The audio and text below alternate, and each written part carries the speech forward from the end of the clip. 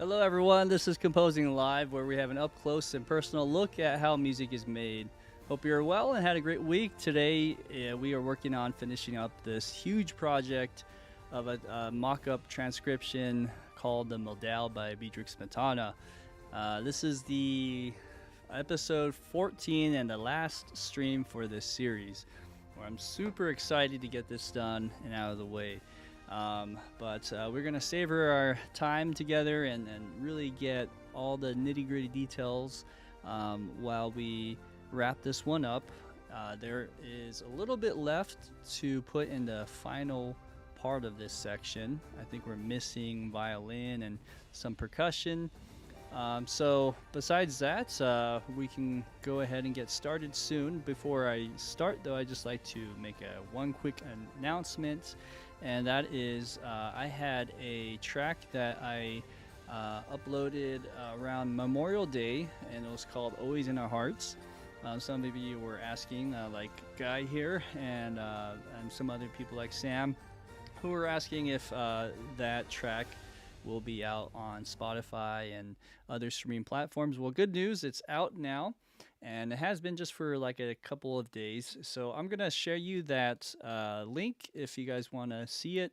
And that'll be in the live chat link as well. So over there, you can go to the appropriate streaming platforms like Apple Music, Amazon Music, Spotify, and more. With that being said, please do make sure to support me by any of these following ways. One is to like the video, share it with your friends, and also subscribe if you haven't already. Any help goes a long way. All right, let's go ahead and get started, shall we? First off is we're going to go ahead and press play from the very start of this track, and it is a Burley piece. And for those who may have not followed this journey, this is a revised version of the Moldau. Doing the entire length or composition would have been probably too much. It'd probably just be a heart attack for me. So I decided to cut the length in half and basically take out the middle section. So if you guys want to see a revised score and just read along with me, you can do so by going to the link in the descriptions. And just download that and view it with me. Here we go. Let's go and press play, see how this sounds.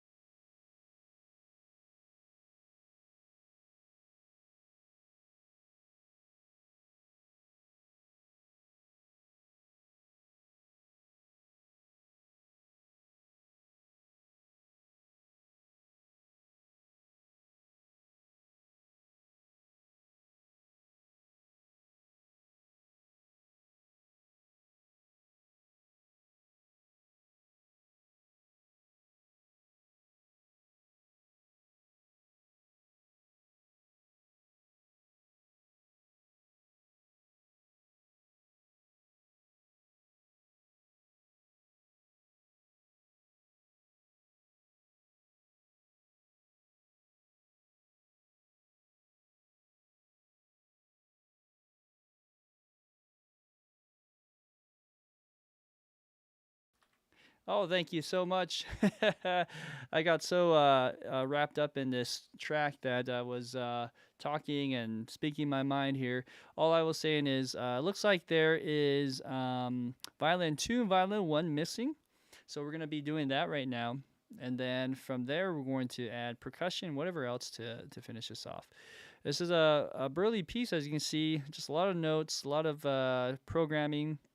There's still on this back end, still a lot of polishing to do and trying to bring out some of the melody and bring out some of the other things besides brass here. Brass is just super uh, in your face here. And also, there's some kind of limiter happening or compression happening that is unwanted. So we'll have to kind of tweak all of that at the end.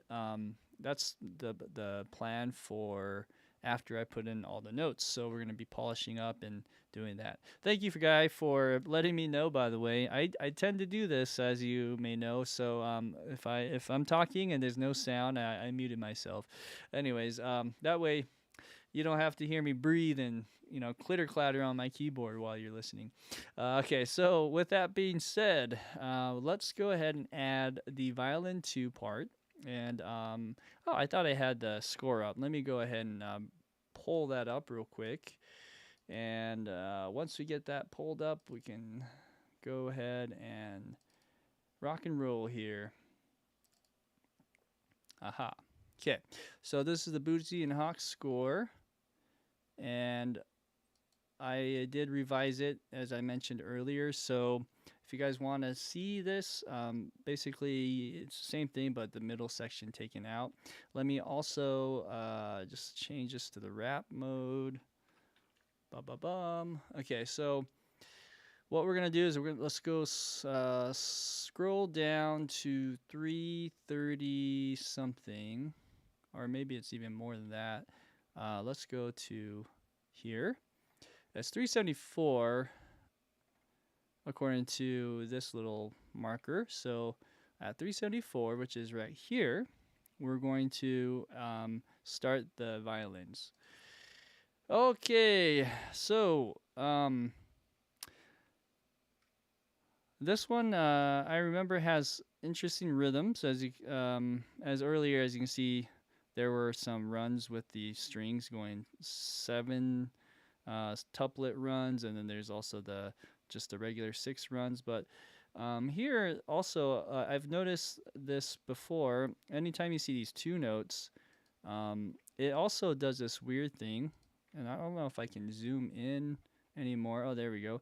So there's no dotted note to these, which doesn't make sense. There should be a dotted 8th note.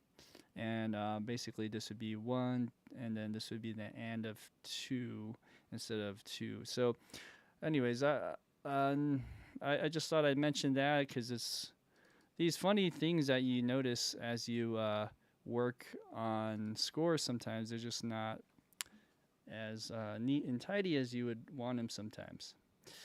Okay, so 374 in my iPad, and we are off to the races. So I think I'm going to start maybe with this one again. This patch is the Spitfire Performance Legato patch. Let's put it into this mode. And again, this is kind of the thing I was talking about. We got to put on the and of 2, which would be here actually. Like that. So make them dotted 8th notes. Of course, that note is not right. There we go. Okay, so at this point, I'm debating if I should just play it. Let's see here.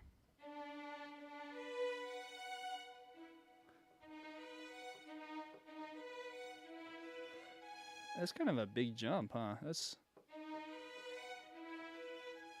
That's really cool. I don't know actually if I can play that. It was a big stretch. I could do it 2 hands perhaps, but it might just be easier to program this and just make it easy on myself here. Let's see.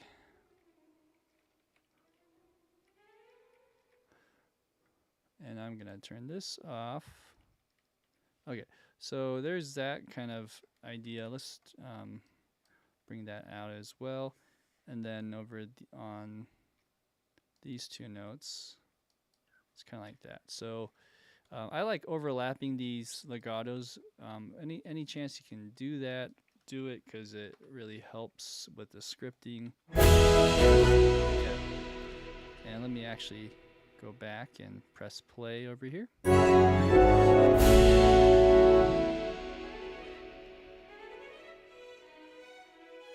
Okay, so that's good. I think we probably need to bring some of this out now. I didn't really mess with the dynamic here so much.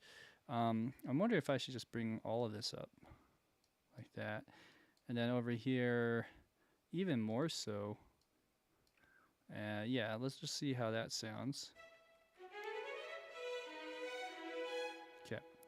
Now, you probably don't want to do the overlapping on this note to this note because that's a big jump and it'll sound kind of funny. It still kind of happens, so then we have to unlink that legato from happening. Cool.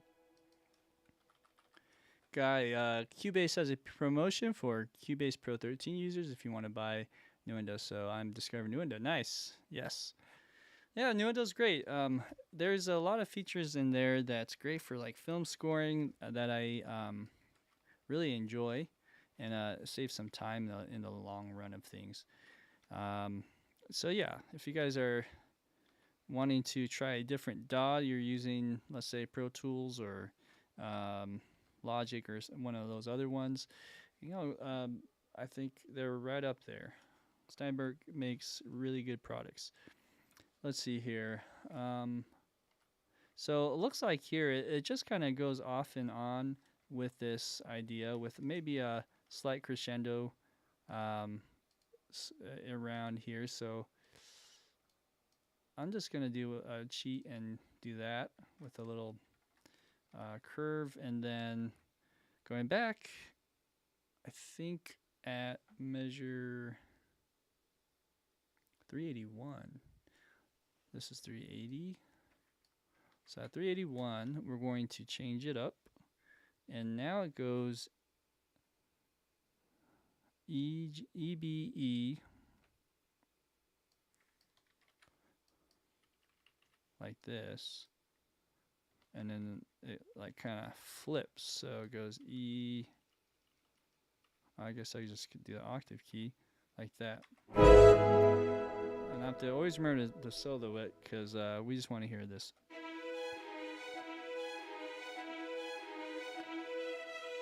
Okay, I can still hear some of that crossover thing, which is interesting. So I might have to really push back some of those lengths. Sounds better. Sounds kind of a little weird, a little choppy, if I may. What if I brought some of those volume or the velocities down? Let's see. Interesting. Sounds a little bit better. There's some weird thing happening in the samples there. Anyways, once you play with everything else, it might not be as bad. Okay, so then it goes D sharp, B, A.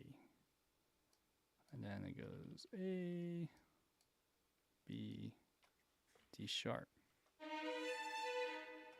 Okay. And then like that. For some reason, it unsolos. I'm not sure why. I mean, I'm probably pressing the S button on accident. Don't mean to, it's just out of habit. Okay, so then over here we have a different kind of run. This would be one that would be fun to play. Actually, let's see, this needs to go down.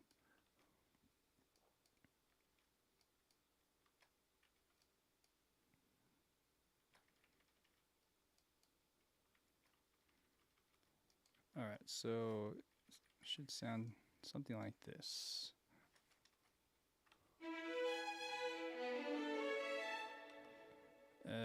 With the D sharp. Okay, B. D sharp. Wow, I got a lot of notes wrong there. Okay, so then with that, we go up and then we go down. So then it kind of does a reverse effect. It goes A, D sharp, B. I wonder if there's a shortcut key to reverse these notes, kind of like this. So this is like a mirror. There's gotta be like a shortcut key to mirror those notes in a sense. Cool. So nice B dominant chord with that A in there. So then we do that again, but it's spelling out an E chord. So then these notes should be E. This should be B. It goes pretty high. Then these go G sharp. Oh, okay, I see what I'm doing wrong. This needs to go like here.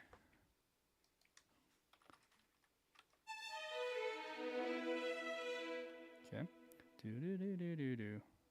But it should be G sharp. Cool. And then I think this is similar. So then you play this again. Okay, but then this time you go down and do another run kind of thing. So maybe let's take this idea here,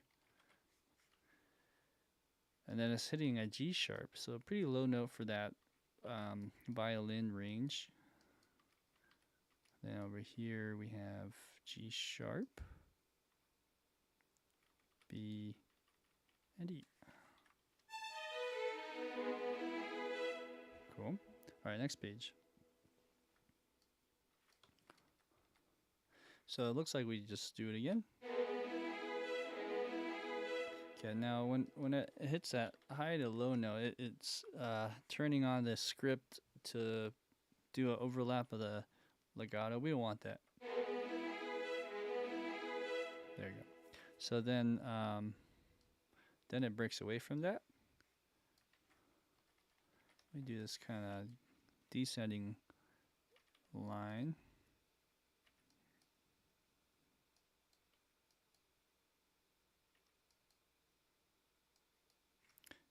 Okay, and then it's kind of doing this B dominant chord again here.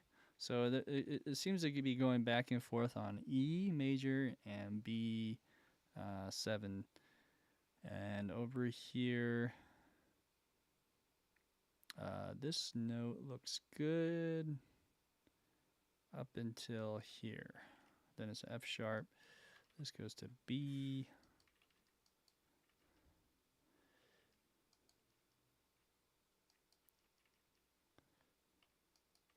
Okay, so then. And some of these we can accent, of course. I've noticed that some of the velocities are not all the same. That's in some ways it's good, in some ways it's not. Especially on these apex of like the top of the apex, they should be accented, I would say. So, and of course these are not. Some of these are, even the bottom notes can be accented in some ways. But yeah, those are little things to watch out. I'm gonna do it now, so in case I go back and copy and paste some of these are already fixed in a sense. But yeah, we're just sort of bringing up the velocities here. Okay, so then see, like this one needs to go up even more, and they're overlapping. Right, so this note can go really, Yeah, we'll have to use more of the faders for that part. Okay, moving on. Then it does something like this.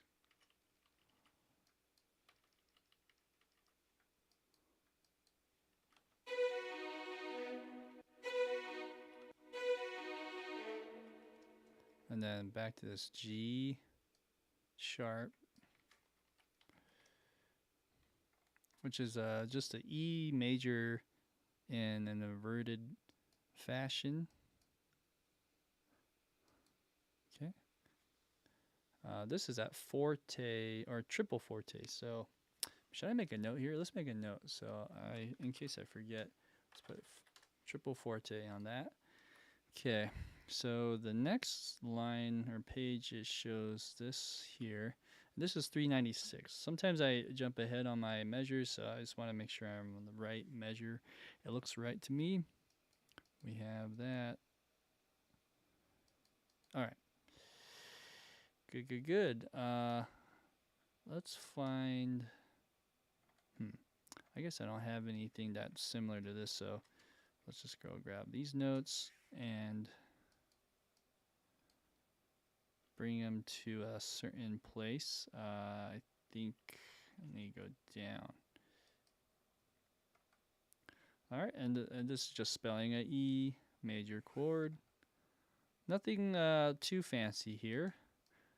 It's a little bit busier in the other parts of the song and a little more interesting, but I don't mind this at all. It's just you can just see how simple it is. It's just doing the triads here.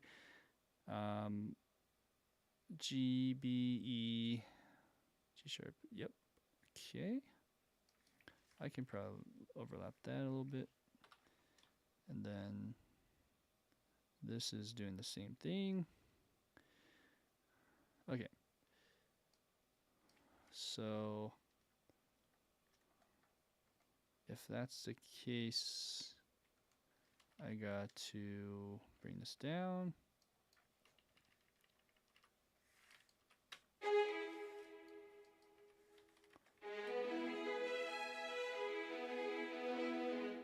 Yes. Is that right? Dee da da. Dee da da. Okay. Then it goes kind of the opposite. You do this. And oh, this is smart. I should have done this before. Let's go like that. Okay. Oh, actually, no, that's not right. I looked at that wrong. It should be like this. Okay, next page. Then we go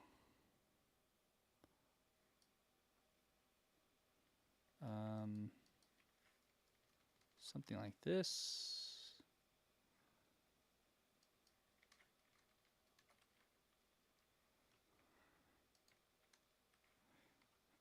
Okay, let's find some of these notes again.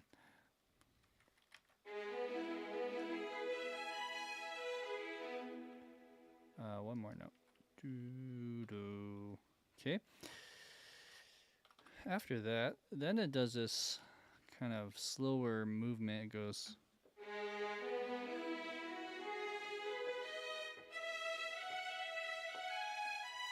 Something like that. I wonder if I can play that one.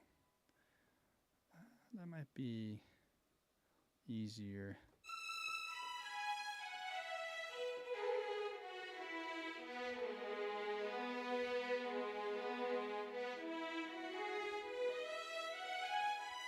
I just have to make sure that I can play it.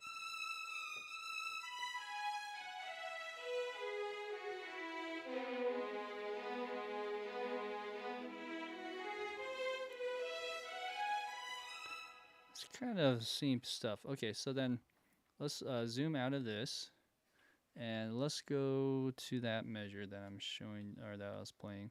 So it's this part where there's a quarter note and a eighth note, and it's just doing this swing kind of feeling with some slur. It's technically you're slurring just every 2 notes. Good luck with that with my playing. I don't know. I'll see if I can just do my best on that part, and I'll just play it and see how we do. So it seems like my control button's not working. I can't really zoom out. Just really strange. Okay, there we go. So going back to this, if I were to play it and give myself 4 measures, and let's do this.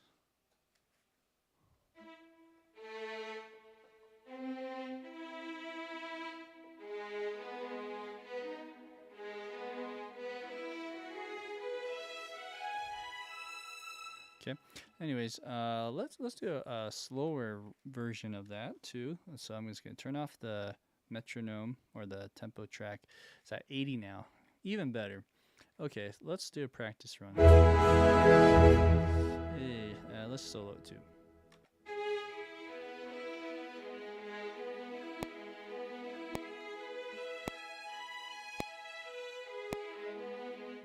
Oh, did I went a little ahead. My bad.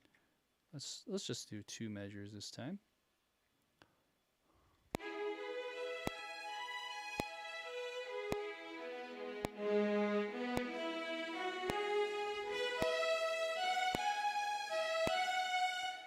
I'm not sure why it's so loud. Let me see what's going on here. That is weird. I don't know why it was so loud. Yeah, let's try again.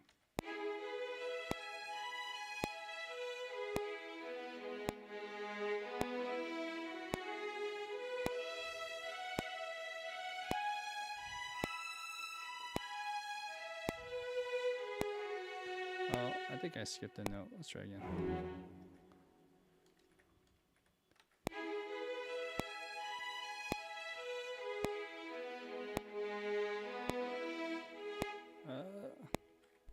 I can do this. Doesn't help that this microphone is in front of me, but I will do it.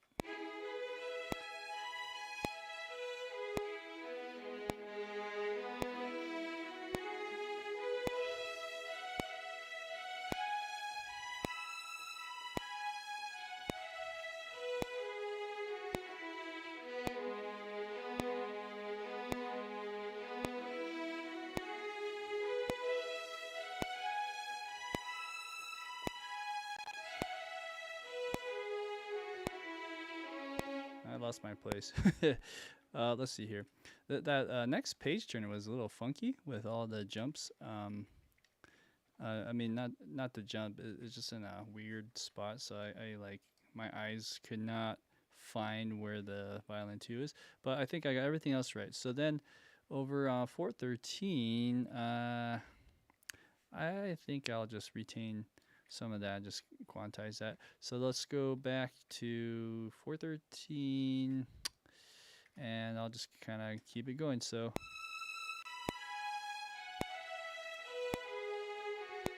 you all right?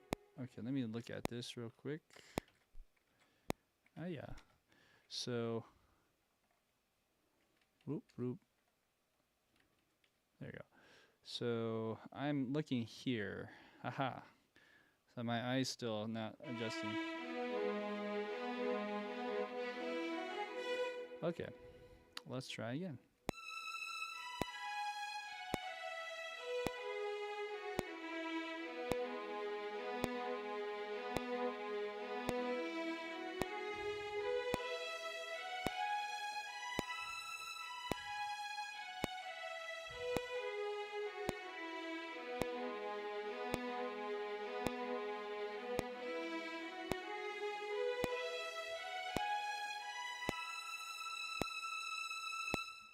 All right, and then dun dun is the last part of that. So let's go ahead and turn back on the chord track. Let's look at this on the bigger view of the key editor. So right now we're focusing on, looks like 395 or somewhere around there is where maybe it was 370 somewhere in between here to the end. So I can do this now. That kind of helped. But let's see. I like retaining some of the movement. I know I quantized one or two spots, but let's do this now. Over here, let's just hear how it sounds first. Let's also make sure that overlaps are gone, and let's press play.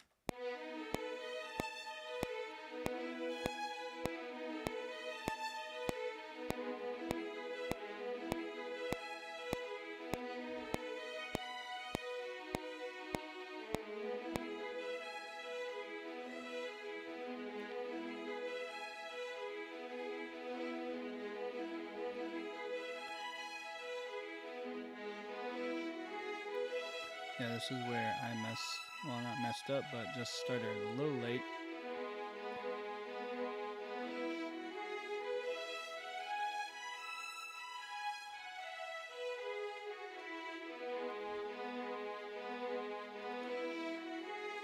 Do a soft quantize. And the tempo track is slowing down here. Okay, so on top of that, we want to make sure that it starts a little sooner.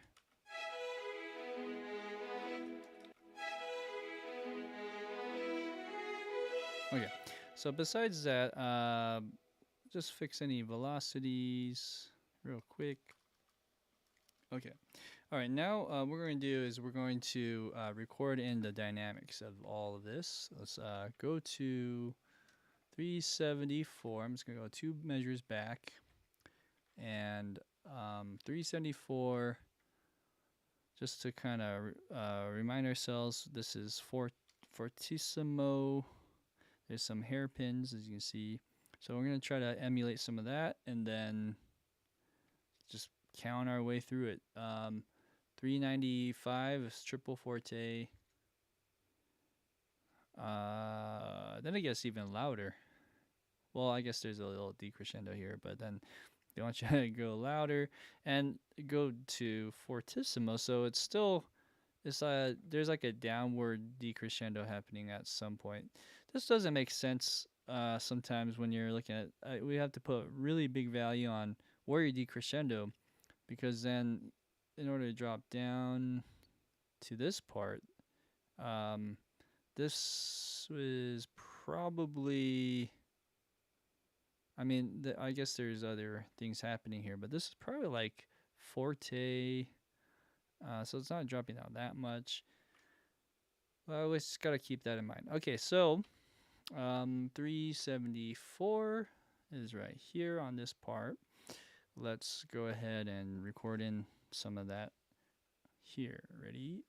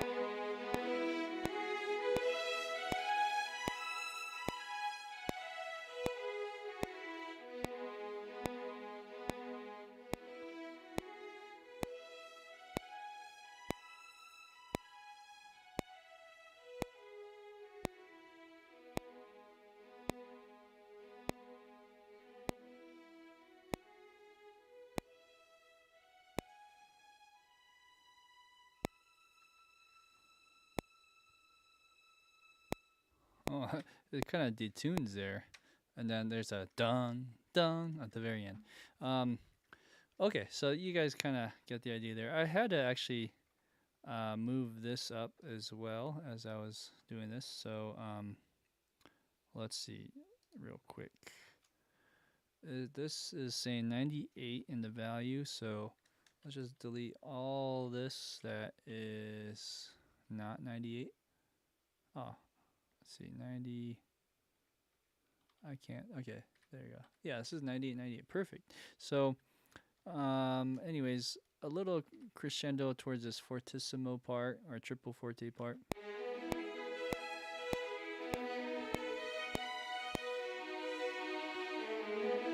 Yeah.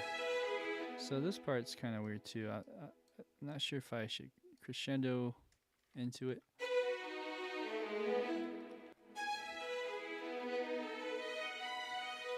Let me make sure this is in step mode. Nope, that's not in step mode. So then over here,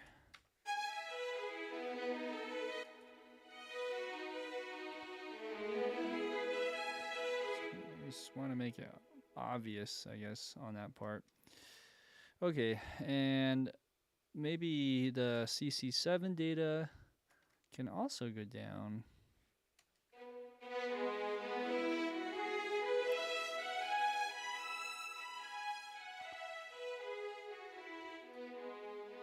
Somewhere around there. Okay, great. So now we're just gonna do that on the violin 1 now. Violin 1 starting at 374. So this is pretty similar to violin 2, as you can see. Yeah, I'm not. I mean, in terms of notes, it's gonna be different. So we are changing up all of that. But as far as the rhythms concerned, sorry, my arrow button's not working for like the. It should be able to scroll. Let me try that again. There we go. All of this stuff here is higher, but the rhythms are the same, is my point. So we can probably retain a lot of the dynamics and the shaping I just did by copying over that event in violin 2, but changing the notes. So let's go ahead and do that. Let me just double check this part. Oh yeah, so this is higher too. I thought that was the same notes for a second. Okay, so then 374 was the measure I'm looking for, and the score measure, that is. So right here, let's copy that over here. Oh, actually, it should be here. Okay, so essentially, we're just changing the notes as we go, and it'll, in essence, harmonize. So what I'll do actually is put both of these on. So purple is violin 2, or I should say violet, and the blue is violin 1. So let's find that in the iPad.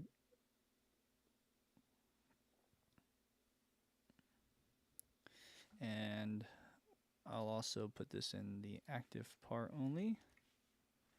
Why not do this as well? Okay, we are good to go. Let's go ahead and change our notes.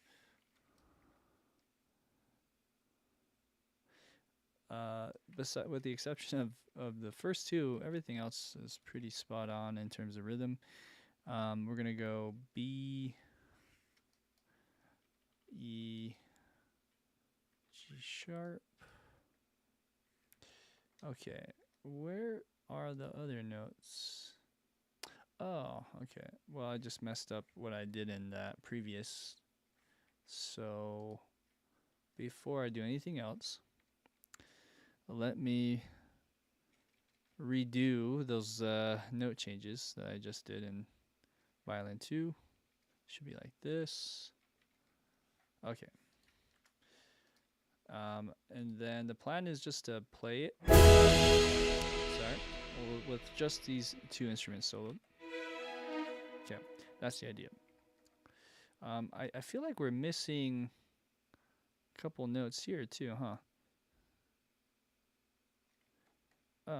Let me just double check something. I think I have it in there. It's just on a different patch. But just for safe measure, let's put those in as well. So Yeah, I feel like I'm missing. There's violin 2.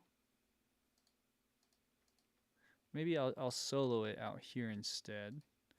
Where is my violin 1 notes? I'm missing a few notes here.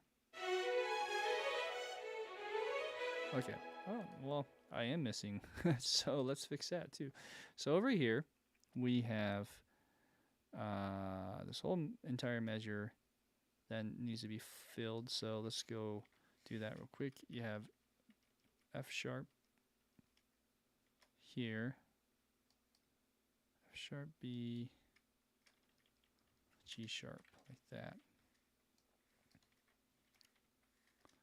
And then it flips essentially. Okay, there we go. So I was like, huh, that looks weird.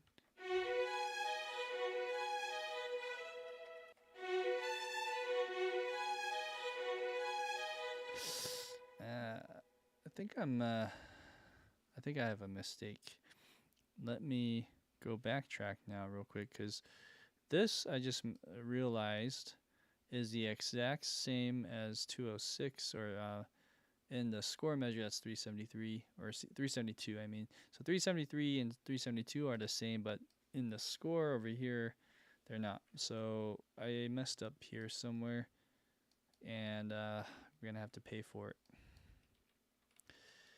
All right, so then what happens?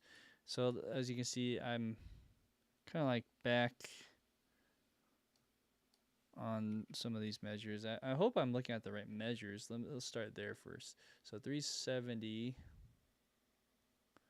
this is 370. So 370 would be here, or is this 70? 370, 371, 72, 73. Okay, so let's make sure I'm looking at the right measures first before I freak out here and start to wonder what I did wrong. Yeah, I mean, it definitely was missing something, so that's the kicker. What happened is a question. So backtracking again, 372 looks good. Then this is 371. Yeah. F sharp, C sharp, A. Then this would be 370. Okay, so 370 is F sharp, C sharp, A. Okay, maybe I'm caught up now.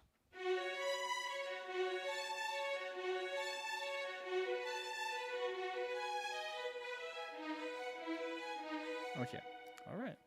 I think we got it. So then going back to 374. Now we can focus on getting the right notes in. And just for fun, let's bring in the other notes that I added in beforehand. Okay, great. Now I can get rid of this. And now we're cruising along here. So this is B, F sharp, B.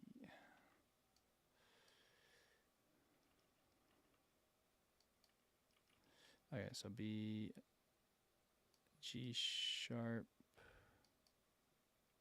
E, B, F sharp, B.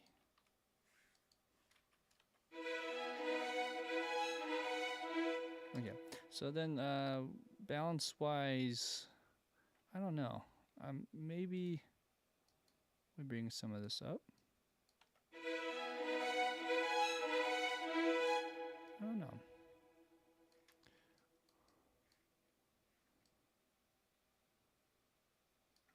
Maybe it's a little too loud, so it's kind of. Anyways, something like that. Okay. Moving on. So this is 376 now. D, no, B, B, E, B. B, E, B, B, E, B. Now B, E, G. Is that right? B, E, G sharp. I think I messed up on this one. This should be an E. Anyways, it's good to just double check. I always want to make it a race, but sometimes it's better to take your time, make sure you're not putting in wrong notes, of course. This is just for this very specific task. But, I mean, it's a very important task. Yeah, you don't want to be putting in notes, the wrong notes on accident.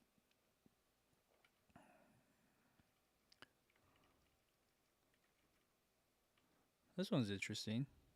And I think I also got this one messed up. For some reason, maybe I got my eyes mixed up with bass clef or something, and I'm looking at this note as G sharp. It actually should be a E in violin 2 and G sharp violin 1. So I don't know how I messed that up. Yeah, this is interesting. This D sharp to E.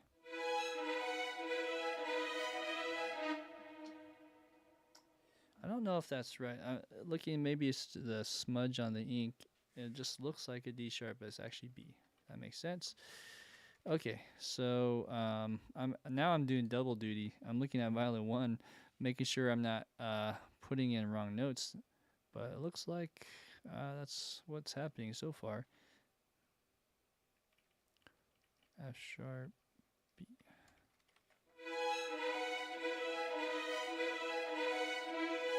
Okay, cool. That sounds good. Then we're just gonna keep going in that same vein. So G sharp, and this is E.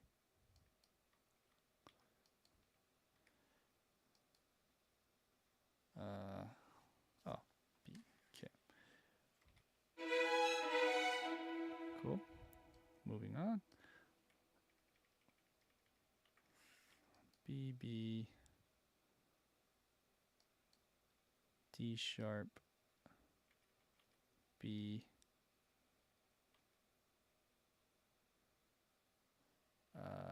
G sharp. Oh, hello. Why is that the same?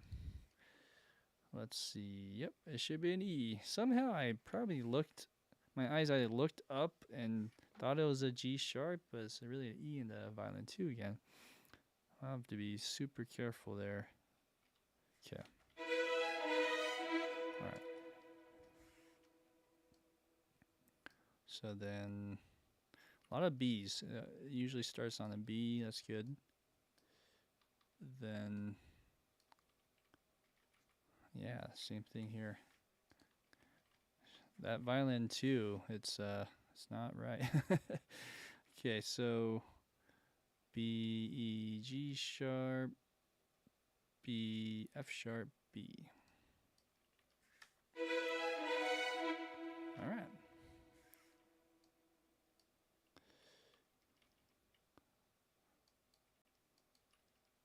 Okay, what is this? This is a E. And there you go, A.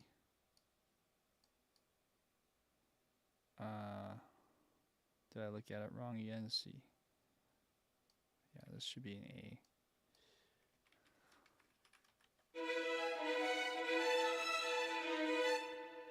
Okay, did I skip? Maybe I skipped ahead of measure. That's why. Okay. My eyes were not looking at the right spots. There you go. All right, so then this one actually goes higher. A, F sharp. We can go probably a little longer on these notes. Very nice. Okay.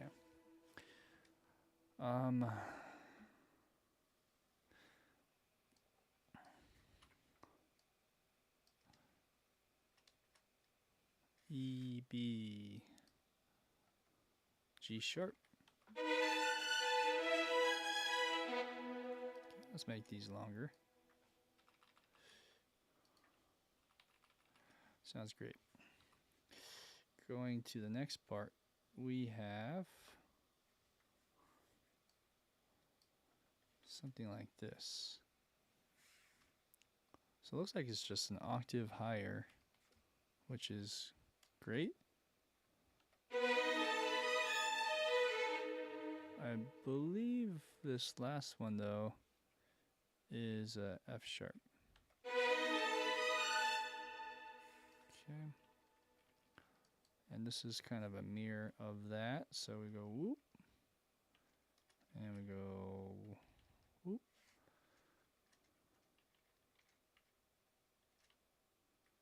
Oh, whoops. What happened there? B, F sharp, D sharp, and last one, B. Cool. And there's a little accent, which is nice. That's what it's actually notating as well. We want that. Let's go to the next part. So this one is kind of a mirror of each other. So this goes to high E4 and then B, G sharp. Great. All right. We like moving in measures here. So we are now just double checking. I'm pretty sure we're in the right spot. 385, 386, 387. 387 is score. Looks good. Okay. So now we're octave high again. Except it's not the right notes. It's a little different. D sharp, F sharp.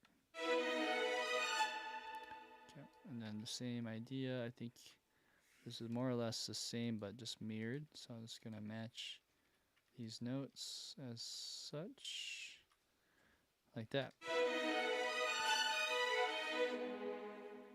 Okay, all right, next. Over here we have movements in what looks like fourths and thirds, or sixths even. C, G sharp, probably sixths. Over here, E, G sharp, B. Okay, next page.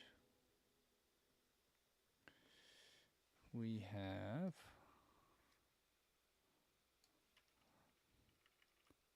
this note is a G sharp, so it's just an octave higher again. So some of these are the same, but just an octave up, but not quite. Sometimes they're just, some notes are just like a sixth above instead of an octave above.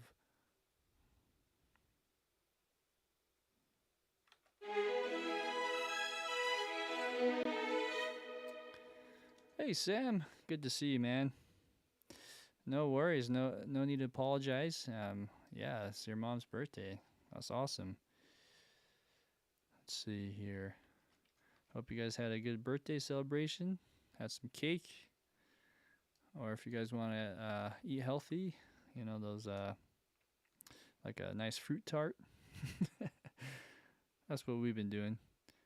See, D sharp, F sharp, B, F sharp, D sharp, B sharp.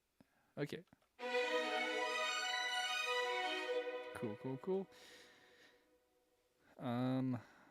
Let's see. B, F sharp, D sharp. Oh, I'm looking at the wrong line. So here, this is octave higher.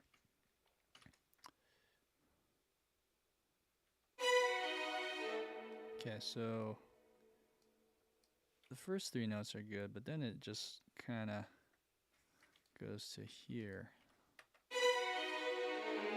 Interesting. Sounds interesting. I feel like, I don't know what it is about this. It just sounds kind of weak. Maybe the velocities will help.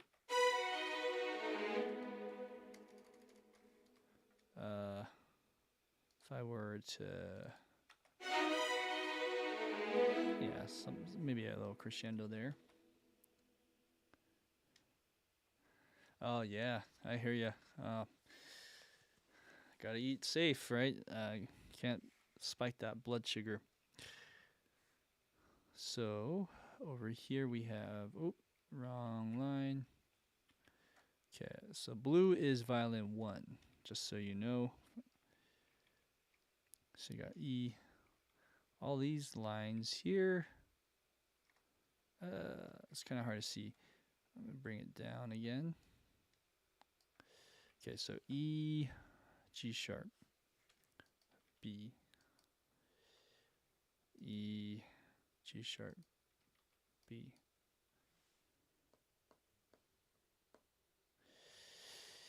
What did I miss? Sam is asking, is there anything to learn?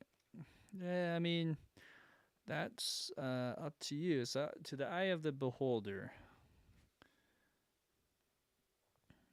There's always something to learn.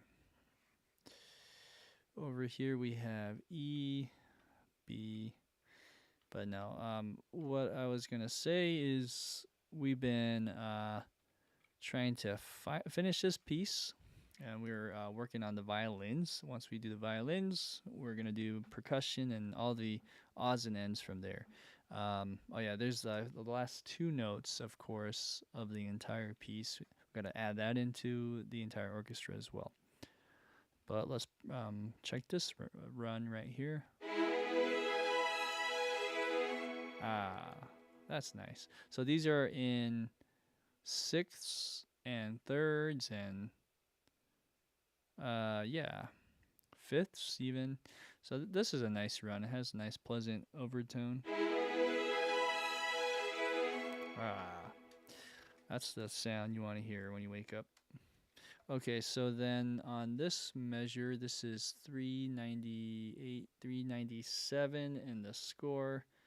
I lost my place because I was so distracted by that little thing. This should go B, G sharp, E, B, G sharp, E. And then we go up. Let's go with the big key editor here. It's a little easier to see everything. Okay, so G sharp, B, E, G sharp. Pretty straightforward stuff. What I mean, I'll tell you what I'm learning with this part is that these are on a lot. Sometimes these are on octaves, and that's good writing. If anything, take note. A lot of times, violin 1, violin 2, if you just put them in octaves from each other, that's you don't need more than that. Sometimes, I mean, not always is in octaves. Um, sometimes you harmonize too, but the strings and octaves is such a powerful technique, and it's just it's easy to underestimate that when you're writing, because sometimes you want to like show off and do crazy stuff, or show your harmony skills in your writing, but sometimes you just need to understand like just this stuff. Right, it's nothing too fancy. There's arpeggiated E major chord, but in octaves, it sounds great. So you don't need more than that sometimes. Okay, so G sharp. What measure am I on?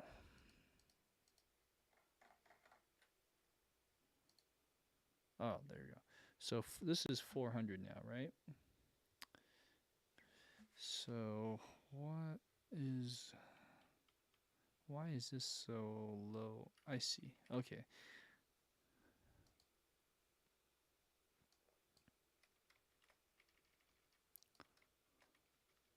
Like that. Yep. All right. All right. Now this starts in unison, first three notes, and then it takes off. All of a sudden it goes like this. Oh, look at that. This is in octaves again. So unison, violin goes down, or violin 2 actually goes down, and it matches. Now that's probably too high, so let me just double check the next part.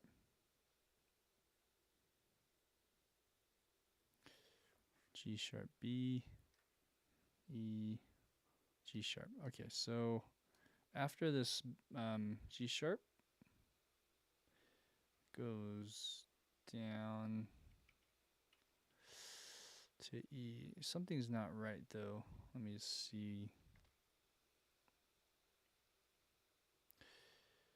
I think I messed up somewhere here. So again, we have G sharp, B, E, G sharp. Oh, no, this is right. So this is way up in the stratosphere of the violin writing here. But yeah, that's B. Okay. All right. Yeah, so that's good then. And then over, oops, back to this line. I'm assuming they're just in octaves again. So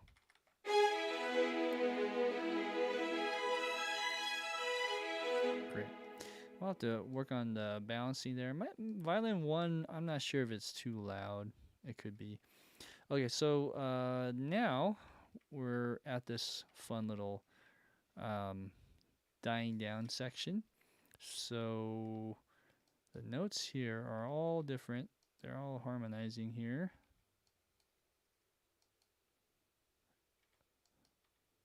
This is G sharp, B, and then B, G sharp, B,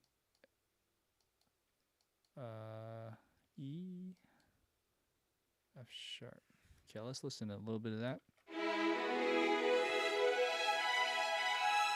Okay, yeah, that's what it sounds. Yep, I have that in my ear, listening to this piece, the real piece with real orchestra.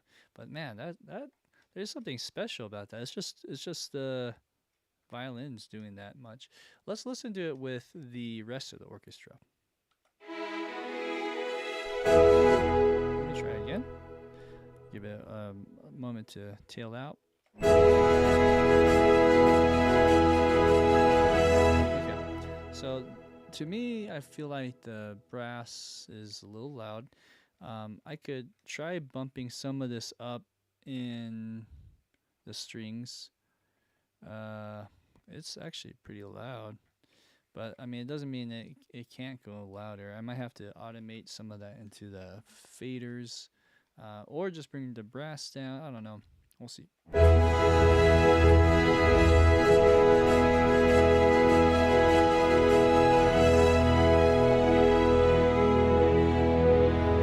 Okay, so what I'm going to do also is bring up some of that in the velocities here.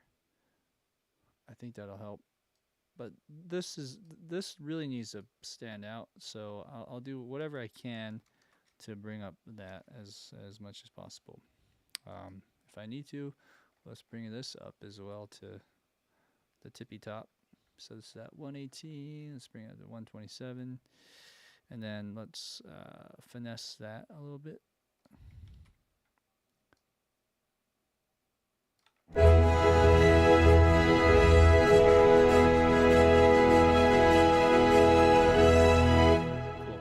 This needs to go up too.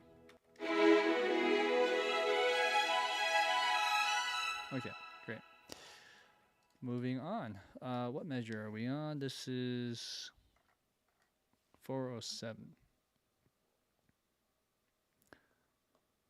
This is a lovely section. I really like this part.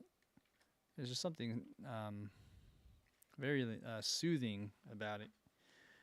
We have C sharp. This is a G sharp, I believe.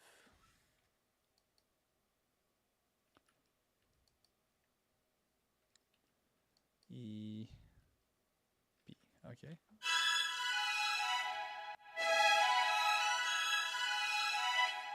Good. Some of this maybe we can slur a little bit more.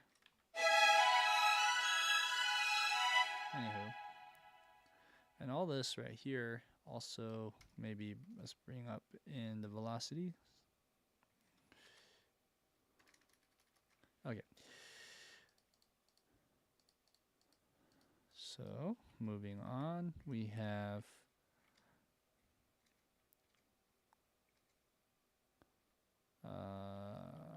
let's see. What am I looking at?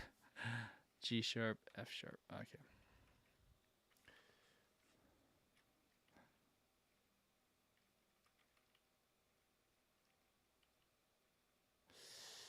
All right. B is in unison. But after that, what are we in unison here? It looks like it. For just a moment, actually, just these two notes are in unison, and then it goes up again, and then kind of does that same harmonizing where you go G sharp, B, C. Is it C sharp? Yes, E, F sharp, B, E. All right, and basically it's just this again. So I'm gonna look at over to the left side, just mirror whatever is happening there, and then it doesn't hurt to just double check. But I'm assuming it's the same thing.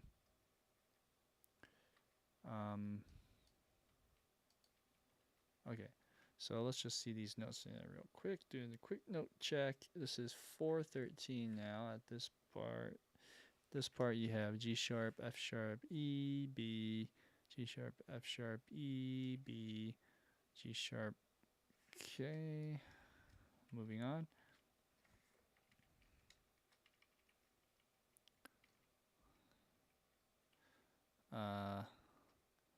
Something's not right here. Not with the violin 1, but violin 2. This should actually go down. Maybe I fudge that a little bit. Let's see. This should go here. B. That's not right. I don't think this violin can go that low. After, what am I looking at here? Something isn't gelling. So this G sharp is good. Oh, okay, never mind. I'm not sure what I was looking at, to be honest with you. Yeah, so from here we have E, F sharp. Have you learned any mixing? Yeah, it's a great question. I think we're gonna do some mixing choices after this, but I'm going to be using my monitors for some of that too, and we'll talk about some of those choices I've made because of it. That's gonna be tricky. There's certain parts of this piece that is pretty difficult to replicate and then try to imitate that real orchestral sound. But we'll do our best, and we'll see what we can do to bring up some parts and lower some parts and use some compression. So we'll try a little bit of everything there. All right, this is actually the last page. Great. So this is a huge breakthrough here. Once we're done with this part, then we just need to add a few more things and we're good to go. So E, B, let's connect the lines. Follow the dots, basically.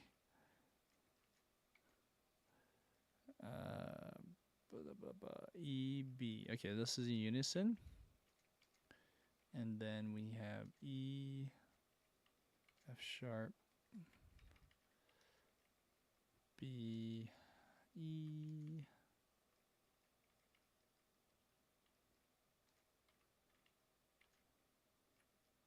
E, F sharp.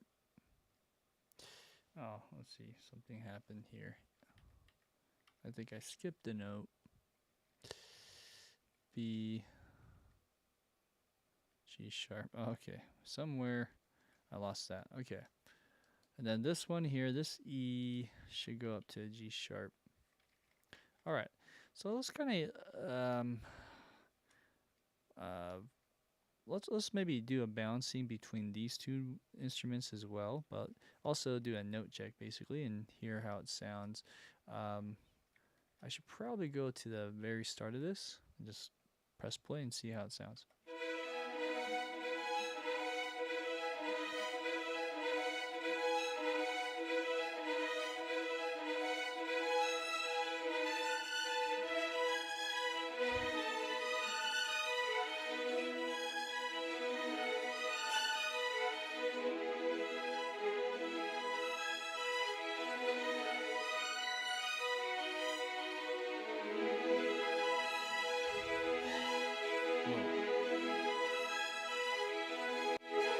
Okay, I'm gonna go press play right here. Something sounded funny with the scripting.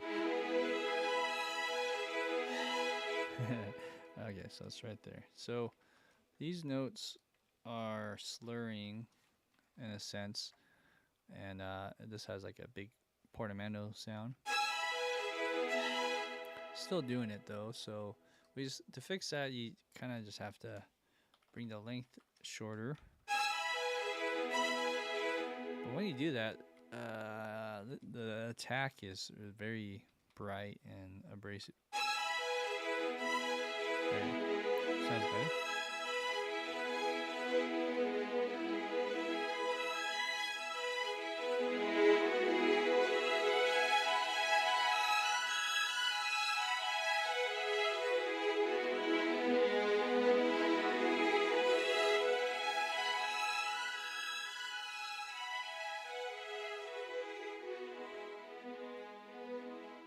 Okay, that's where it dies down.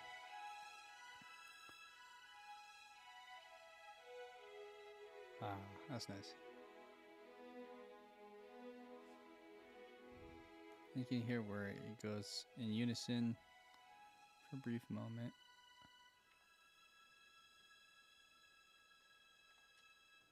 And then on this note, we should also kind of die some of that down in the main volume.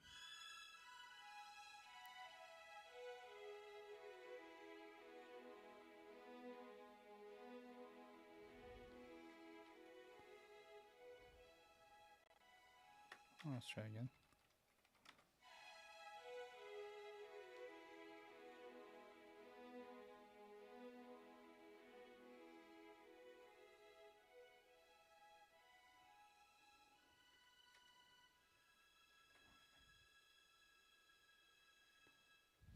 All right. The only problem with that is the tuning kind of sucks at the end there. It detunes.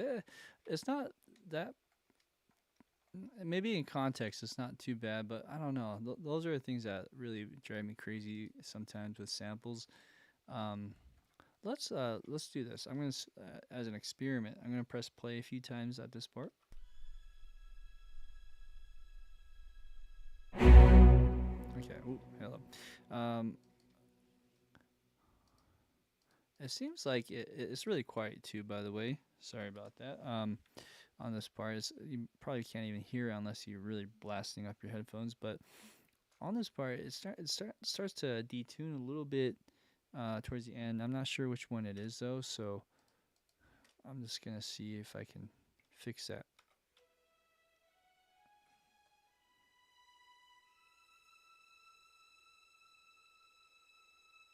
So towards the end of that tail, it does. So I'm gonna just use a pitch bend.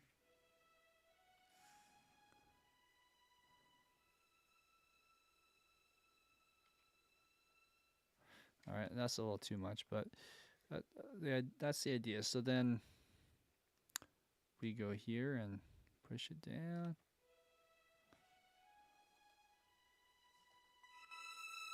I'll put the volume up so you can hear it.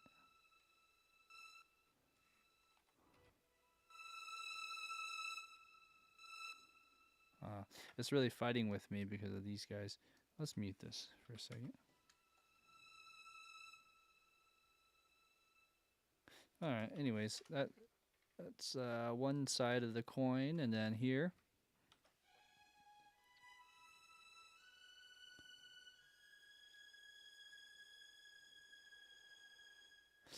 I wouldn't.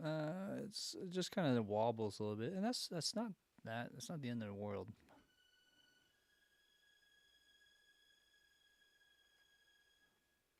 It does go a little flat towards the end.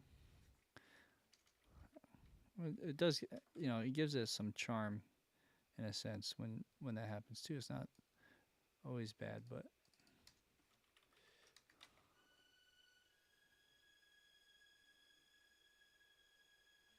right. So a little pitch bend also helps with the tuning there. Okay, so that's pretty much it on that. I think we need to make sure that that part is heard well when the brass is playing through that part. So that's something to just keep in mind. I'll come back to on. What we need to do though is look at percussion, and then let's adding our final notes, and then pretty much we're like 80% there in terms of getting a good piece ready to go. The other 20% is basically spending time to polish up every little thing, or at least on this session or this live stream, we'll do the more obvious ones. Hopefully, tackle some of those bigger issues that we hear. And you know, based off of the time we have, we can probably spend an hour to do that. Okay, so percussion, 374 ish. And I might have done it already, or I'm not sure. Let's see here. Do we have anything? No, we don't. So let's definitely do percussion then.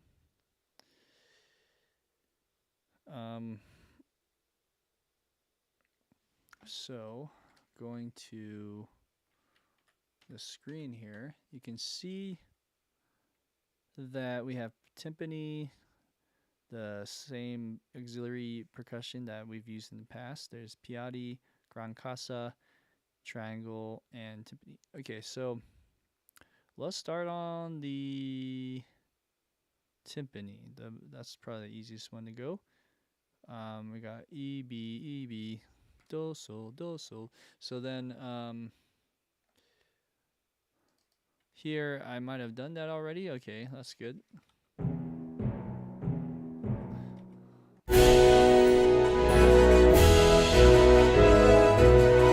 Okay, good. So if that's the case, then let's bring up some of those notes, and let's see, maybe some of the volume here too.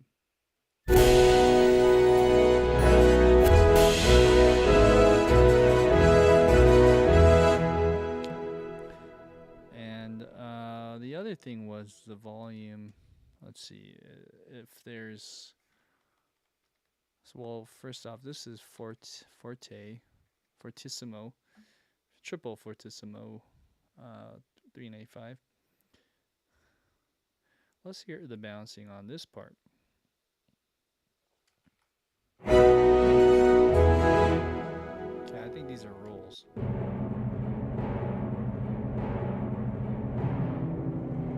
Okay, so maybe on this part we bring up the faders.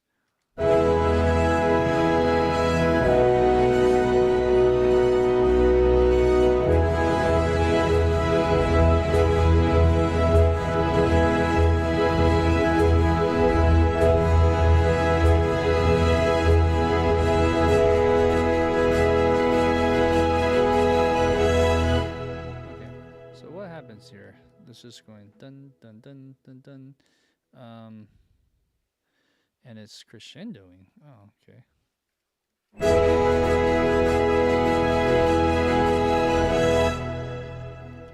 Let's bring up some of those velocities in, and then there's one strong hit at the end. Okay, that's not right. That actually needs to go up an octave. Oh,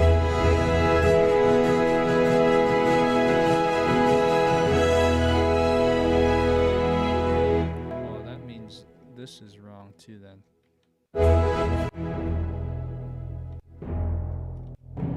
Oh, I thought this was an octave lower too. So that's right. So then if that's the case, the last part is in the timpani, those two notes. I'm pretty sure there's a timpani out there, which I already have. Okay. Oops. All right. So let's just solo this.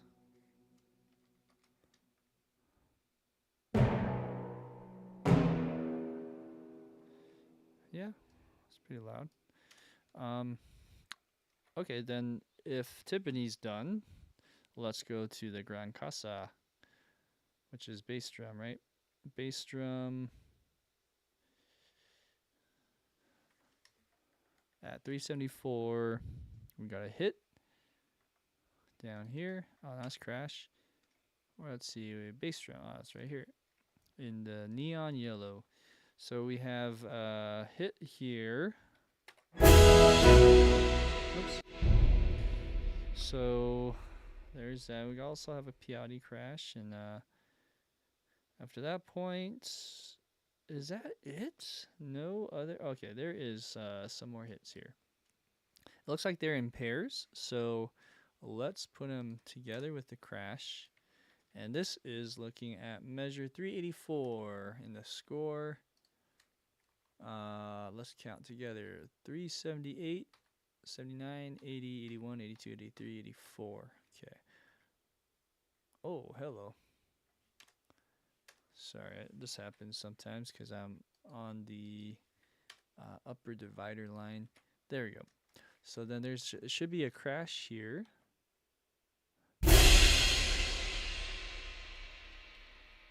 All right. Then that should sound plenty loud. Oops. Let's put that. Got 3 measures after, so 1, 2, 3, 4, like that. Okay. And these are probably just slightly quieter, so maybe we do something like this. Something like that. Okay. Yeah. 390 crashes again. This is 392. All right, and then after that you have 1, 2, 3 again here. Okay, I got 1, 2, 3. So this would be 398. Ooh, did I jump the gun? 398. Yes, that's correct. 1, 2, 3. Then again. All right. Is that it? That's it. No bass drum crash at the end. Okay, so that is bass drum and the Piatti. Let's hear that in context real quick.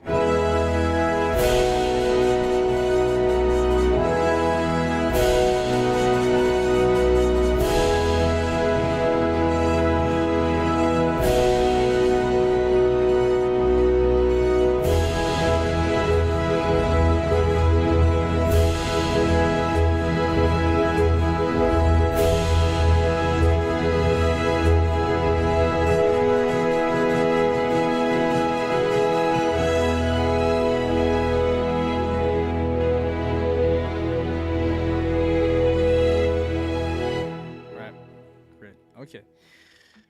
Beautiful. Triangle would be the last percussion in this context. So going here at 374 now. Finding that page real quick, we have triangle. And we want this to be short.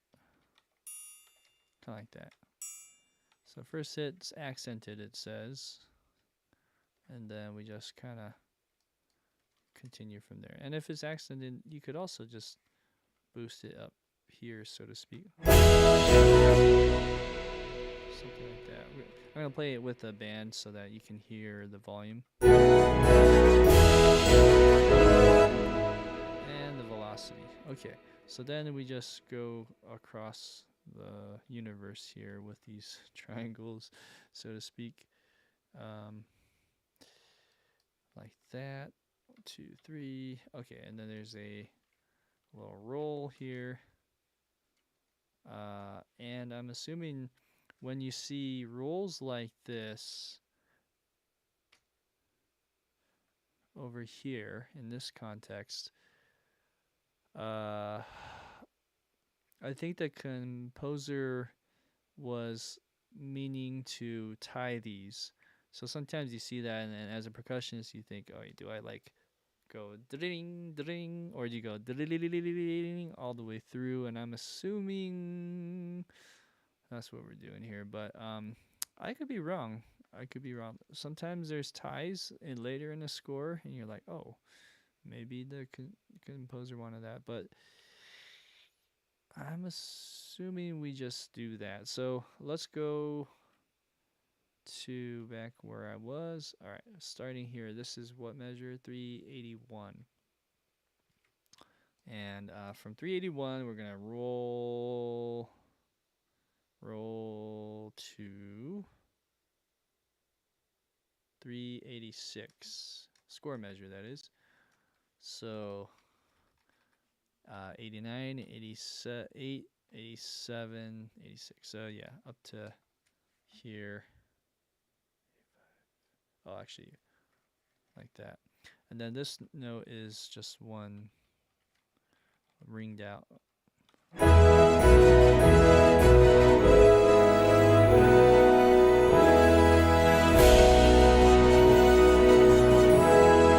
Something like that. We could put a little arc to that.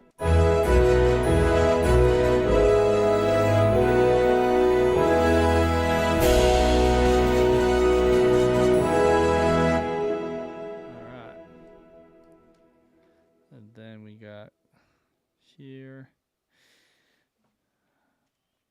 Hey, we got someone from the Twitch side. Almar, can you compose a good bass, trap bass? I'm probably not the best person for that. I've spent a lot of my time trying to perfect more the orchestral, but I do a lot of film scores where we do a lot of synth stuff as well. So sometimes I'm just solely doing synths for my work. But yeah, I mean, and sometimes you marry the two together with a called a hybrid orchestral hybrid approach. But if it's just full on like hip hop, trap bass type EDM, I can do it. I just choose not to for the time being, just so that I can really focus on stuff like this. So we have this beat here, and it looks like that's 3 measures on that page. 1, 2, 3, 4, 5, 6, 7, 8. So 8 measures long. 1, 2, 3, 4, 5, 6, 7, 8. Then we go here.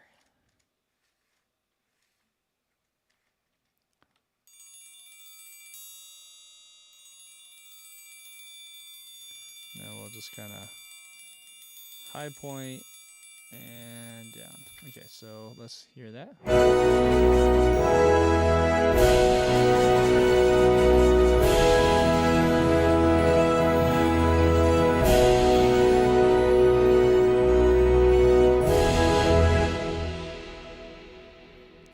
Yeah, I see, Elmar. You're looking for someone.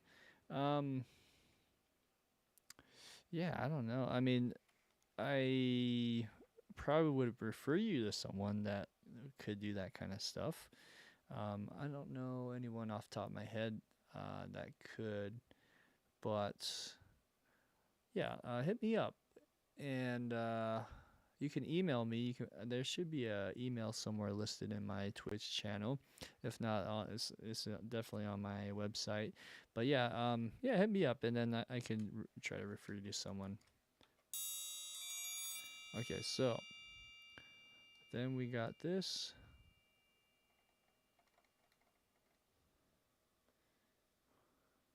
A lot of triangle surprisingly.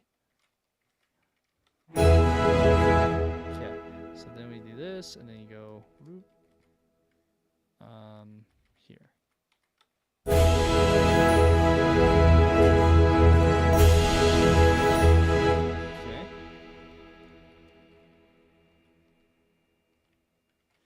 And then, all right, let's see, triangle, one time hit. Maybe this one we go out like that. Triangle, triangle. Okay, and that's it. Okay, so I think percussion is done. Which means I think we have everything besides the ending. Let's double check though. Sometimes I might miss another instrument or two. Mainly the harp. Let's see if harp is in here somewhere. I think they call it ARPA in the score. But no, I don't see it. Let's double check. So this is from 374 on this measure. We have, yeah, I don't see harp in any of that. So now we're going to work on this last section, this very last moment. There's just 2 notes on every instrument besides like the, non-tonal percussion. But timpani's in here, which I already did. Some of them are already added in, but a lot of these are missing. So let's do that real quick. This is basically a B, like a dominant B to E spelled out. Pretty straightforward, but let's just make sure we get all our notes in. So going back to, let's work our way from the bottom up. So first up, we want to start from the bottom and then go up from there, right? Awesome, man. Sam, I just saw your note about the Metropolis arc. Yeah, great stuff. I don't have any of that in this piece, but I've been using it again for some trailer stuff that I've been hired on to do. It's one of the best. I use it for a lot of things that are not trailer oriented either. So anyways, I highly recommend that library. So we have the tonal stuff leading up to this is here, right? Okay, so we have some bass already.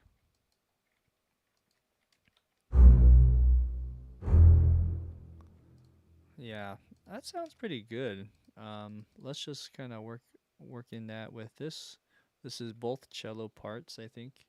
No, actually, this is one cello each. So this is cello 2. And this is triple stops, looks like.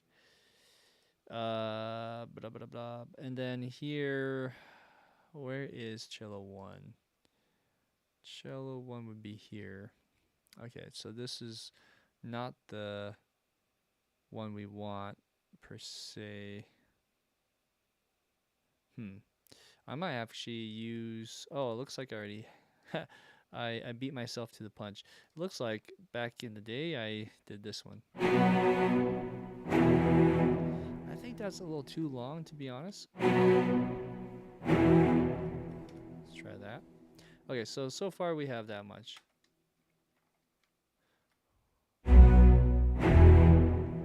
Again. Okay, so if that's the case, what's next? We have probably viola. I'm just thinking here, it might be a little too loud. I'm just gonna bring some of this down like that. All right. Viola will be next. Viola, viola. So we'll use this Spitfire core, and how should I do this? I'll just input it like this and go, what is that? B,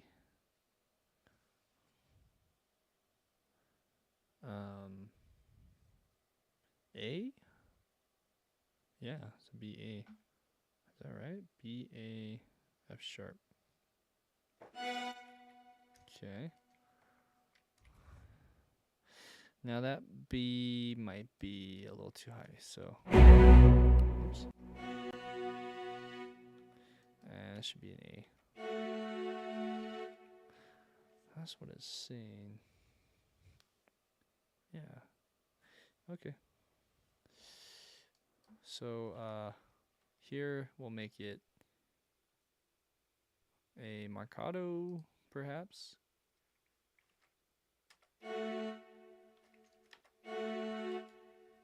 It's a little too long, I think. We could also do tenuto.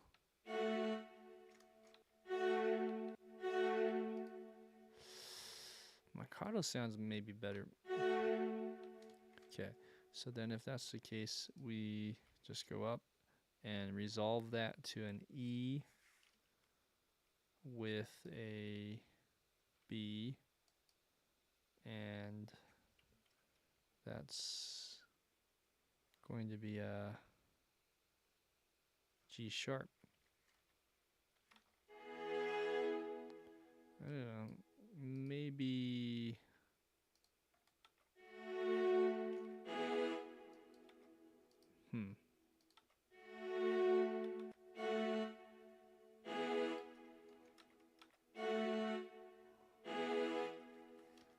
Okay, let's hear how that sounds. Yeah, so this one's just a little too much. Then you have your spiccato. It's probably too short.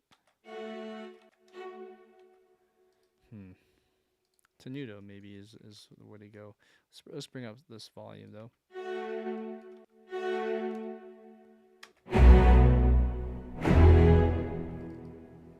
Okay.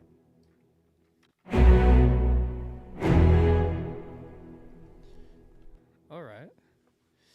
Let's hear how that sounds with everything. Next, violin 2.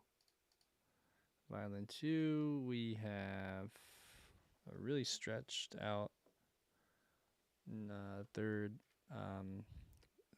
not thirds, triple stop is what I'm trying to say. And let's go here. We have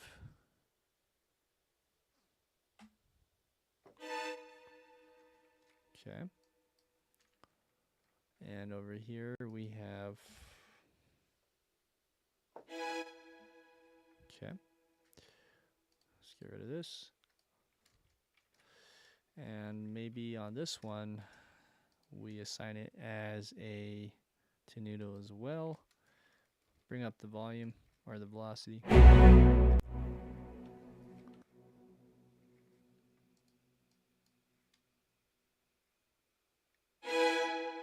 Okay, I'm not sure what happened there. Why that doesn't sound at all. Doesn't make sense. Let's see here.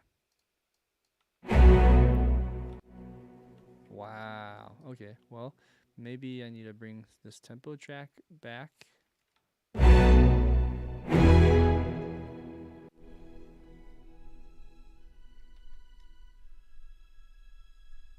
Get ready. Okay, cool. Let's bring some of that down now that we understand. Sometimes the tempo track is weird inside of a DAW. If you set it right on the beat, I think it's something to do with maybe the sample and how it's programmed in, but I've noticed that with certain libraries like Heaviosity, Damage, that drum library for tempo track is it's frustrating sometimes. So you just have to just not use tempo track, or if you do, just put it like half a beat before and it'll work. So that's why that was not working. And then over here, similar, I'm just going to copy this over. Violin 1, we have, let's see. This is a quadruple stop, and is it physically possible? Sometimes I question, and in this case, G A B. So this is second note on the G. Then you have F sharp, which would be the G D A E are the open strings, right? So D would also be, so on this D string, that F sharp is the second finger as well. This next note is D sharp, which A. So your first two fingers are hitting the notes on the bigger strings, and then this is going down. A, B, C. So this is fourth position, and then this last note would be on a E. That E, the B to the E string is stretched. So yeah, that's possible. So let's look at the volume.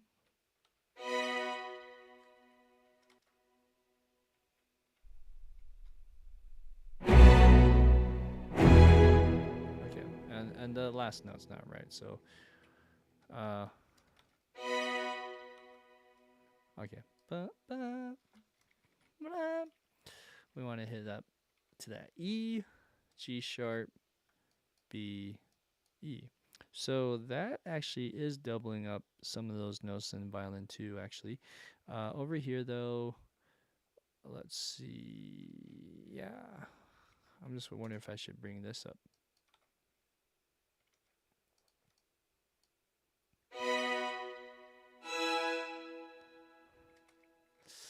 Now, how would that sound compared to, let's say, a marcato?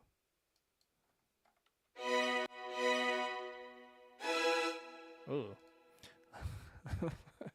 Let's see here.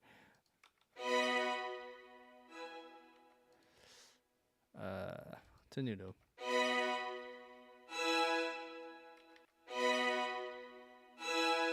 Okay, so, and that's a very clean, quadruple stop, but here we go. Cool. That's what we're looking for. That has a lot of power, and just the strings alone sounds amazing. So then let's just go up the scale now with all the other instruments. I mean, we had timpani in there as well. So timpani, after that we have tuba. So tuba. There are two tubas. Orange is the tuba 1, or excuse me, tuba 2.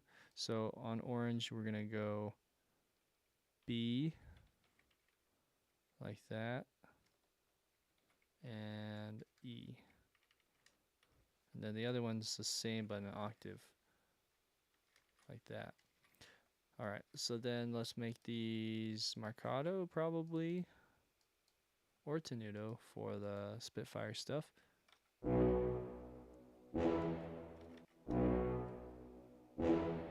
Why does that one sound different? I'm not sure. So maybe for this one, portato.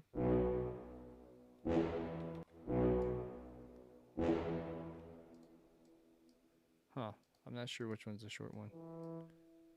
Oh, so it's not this one. Okay, so this one maybe needs to be longer.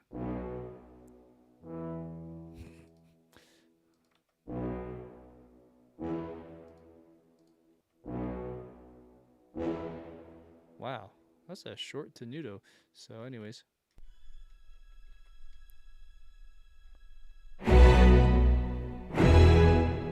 Cool. It's a nice wake-up call. We don't want to wake up to that in the morning. Okay. So probably good volume right there. And now we have trombones. So I forget which one's which. I think this is trombone 2, and then these two are trombone 1. In that case, let's grab those two.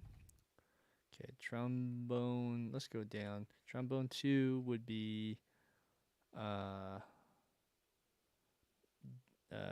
D. Oh, this is in tenor clef, so that's A and D sharp. Okay, so A.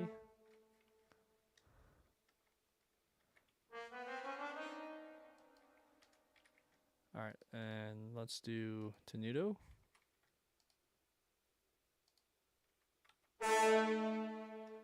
Huh. Is that right? Let's bring up some of this.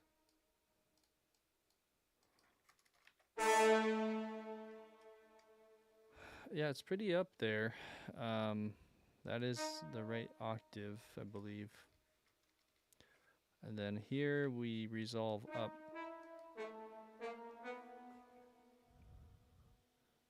Oh, the second one goes down.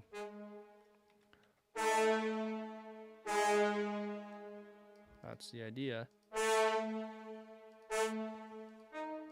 I'm not sure why this one's so much thinner sounding. Let's bring up the velocity.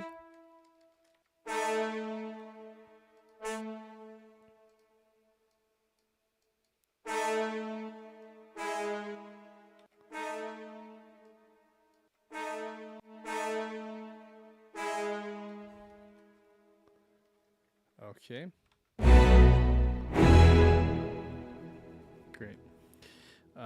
Trombone is done. Trumpet. Trumpet, trumpet, trumpet. So these two are the trumpets I've been using. Sonore, and I'm just going to take a copy from here. This is, so Sonore is Cinesamples. That's trumpet 2, in a sense. This one is Spitfire. Let's bring it down a little bit. Okay, so yeah, I'm just wondering if staccato is good enough. If that's the case, let's just bring up the volume. Yellow. Oh yeah, and I forget, this is also transposing score. It's like a I forget, like an A trumpet or something.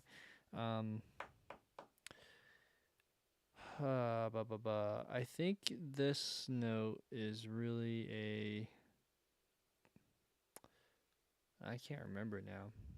Let's do the math here. If we're in E major written and it's sounding a C.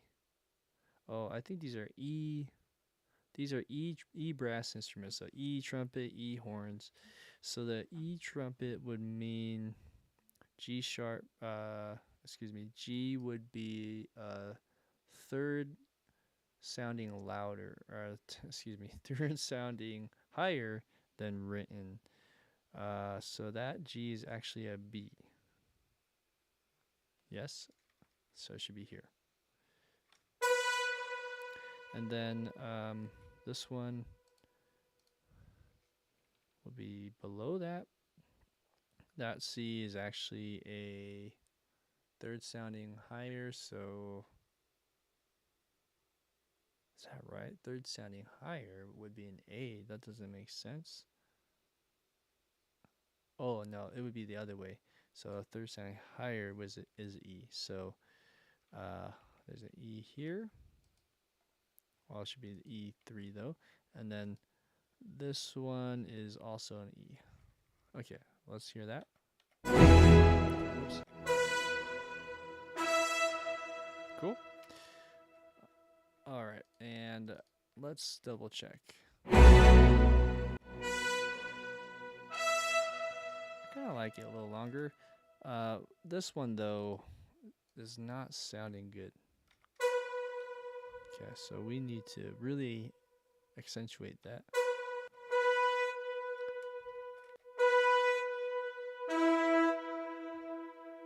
It's not my favorite. I might want to supplement some of that with the other. So this is Spitfire as well. It sounds better probably if we use that instead. That sounds a lot better. So then put that together.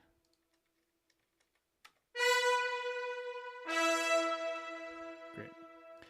That's a little loud, so we can tone that back. Okay, great. I'm actually debating if I should move some of this over to this one as well. Kind of like what I did with the trombones. Trombones is doing the A6 is basically trombone 2 in the score, and then this one is trombone 1. So I can maybe do something like that over here and just retain some of the energy in some of these other parts. I might have to do that. We'll see. Okay, so that is trumpet. What's left in the brass is horns. So we have, let's see. I'm just going to grab these two. Oops, and go this way. Okay. So on this, we'll go, and these notes should be around there. Okay. So this one is G sharp and, oh no, excuse me. I have to do the math here again.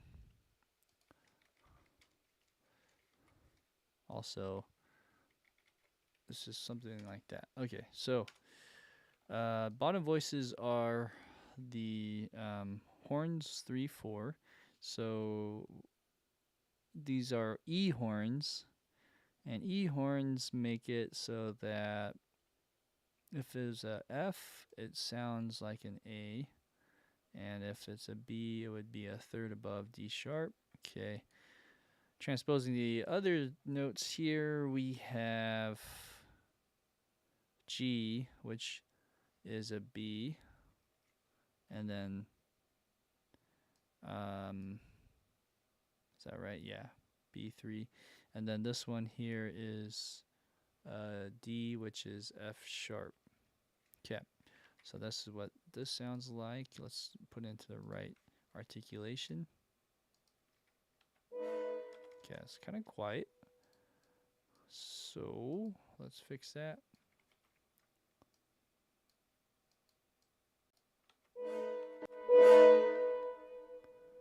Now, seems like it's in the right octave, but it seems a bit high to me. Let me just double check these notes one more time. So this F would be here, or I mean that A would be here actually. It's all pretty high. That means this would be here. Wow, that's pretty high. Now, would it be like this? To me, that makes more sense. But it's written pretty high there. Huh. I wonder if that E horn is a sixth below sounding. In that case, all of the stuff I wrote or programmed in might be too loud or too low. I don't know. Let's see.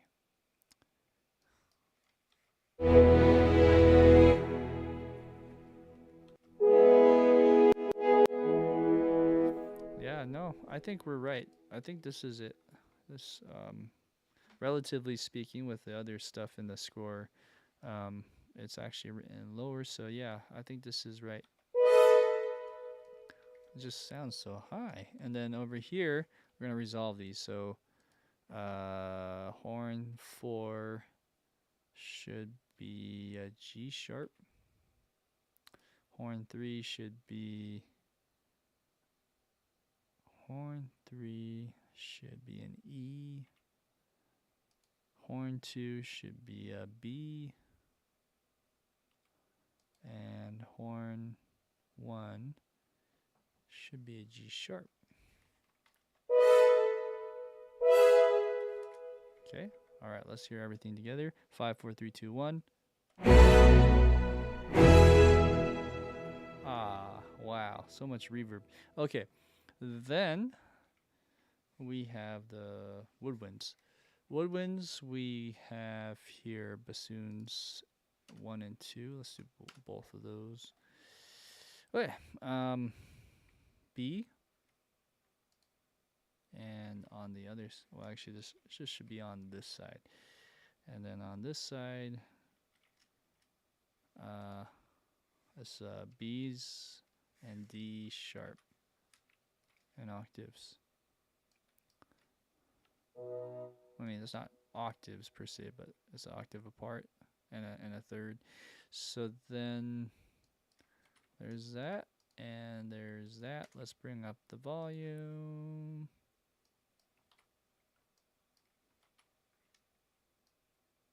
Ooh. Okay, and then should be E's.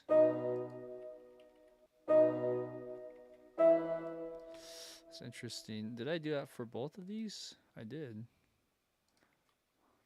I wonder what Marcato would sound like, just out of curiosity.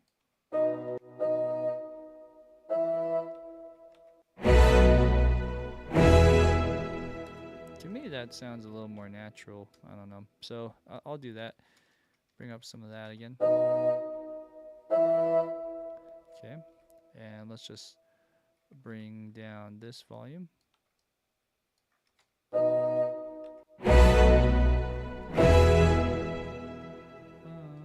little shorter. Cool. All right. Clarinet. Clarinets. We have 2 notes as well. I always have to remind myself which are clarinets here. Maybe like that.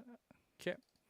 So clarinet 1 is playing. This is also a transposing instrument. This one's confusing because it has 1 sharp in the score. Maybe I'll show you guys.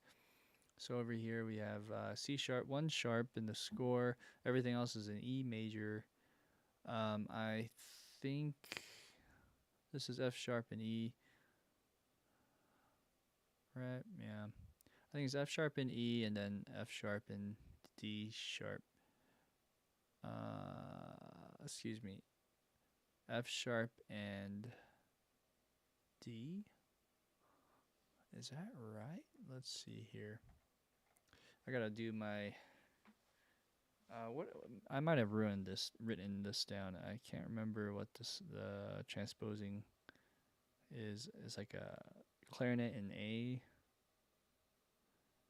Let's see. This is gonna drive me bonkers. Once we get past the clarinets, no more transposing though. So I'm just looking ahead real quick. I can't remember. I wrote it down somewhere.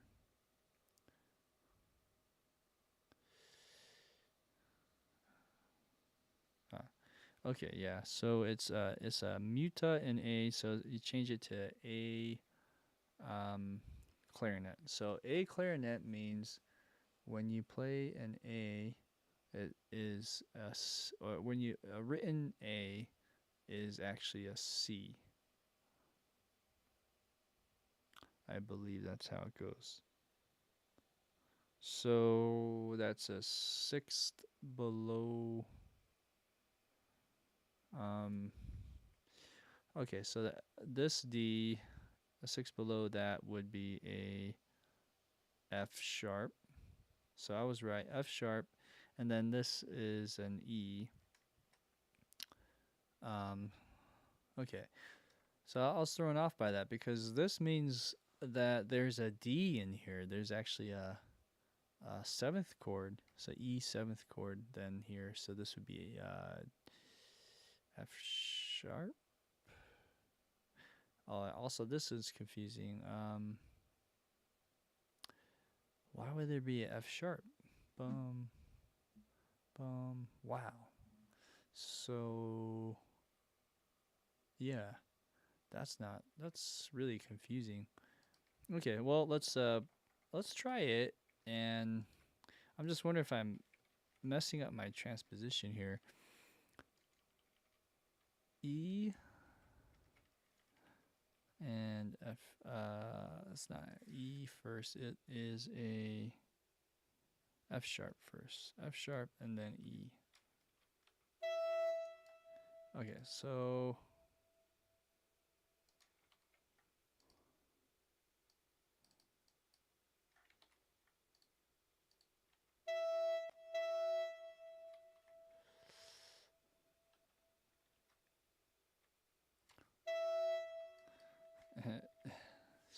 so far really confusing. Hmm. I don't know why that doesn't make sense. Let's see.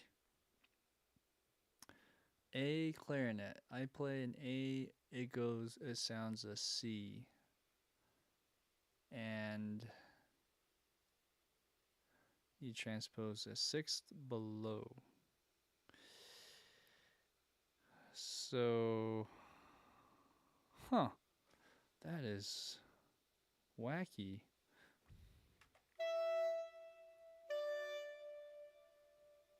Is it D sharp? Maybe it's D sharp. Okay, so anyways, still it's a little wacky here. In that case, over on this part, this needs to be a lot louder.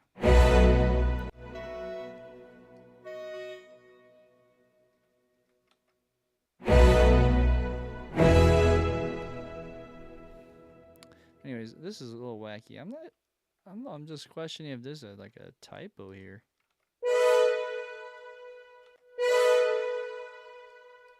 Let me add this. Oh, hello. Well, I mean, you can't really hear it, but let's solo these two instruments. What? That's so confusing. What? That's what it's saying. It's saying to play F sharp and E and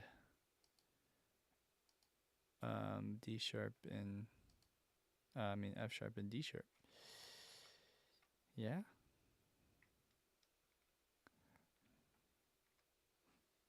Weird. I wonder if this is supposed to be transposing back and they just didn't put it down. I think this is a mistake, guys. I'm gonna trust my gut instinct here and say this is supposed to be transposed to E. The key of here wasn't changed because that is not right. So then, what that means is I'm reading it as if there's four sharps in the score, and it'd be like this. And then here would be E and B.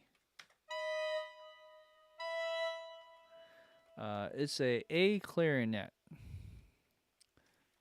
Hey Cheyenne. Yeah, so Guy, he asked, is it a C or an A clarinet? It's an A clarinet, according to this, unless I missed something. But the key signature is the same, and there's no note that I'm seeing here that says muta to C. So I think it's a typo. I mean, I don't know. It just sounds. It just doesn't feel right. So that is correct to me now. Okay, so let's do that. Moving. Well, let's see here. Let me just double check this note now, real quick. Cause that would be C sharp, wouldn't it? C sharp. Even this one is a little wonky. Let's try. So I actually, if I were to go with what I was saying, it would be more like that. Oh, now I'm really confused. Let me just see here.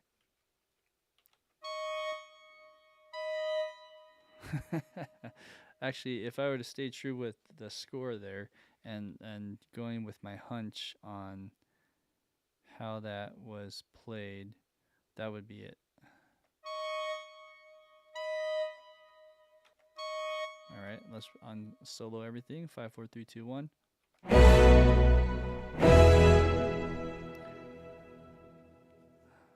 Right.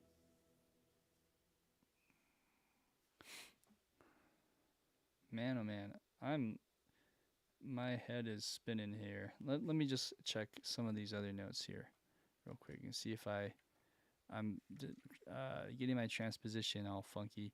So this is clarinet 2 earlier on, and this is saying G sharp. Okay, so if this is G sharp, and on the score it's actually saying B, that is the way I would envision it. G, B to G. Am I going a third? Maybe I'm going a third, so it would be the opposite if that's the case. Okay, this is making more sense. So it's a third below, not a sixth below, a third below. So I'm switching it on how I'm imagining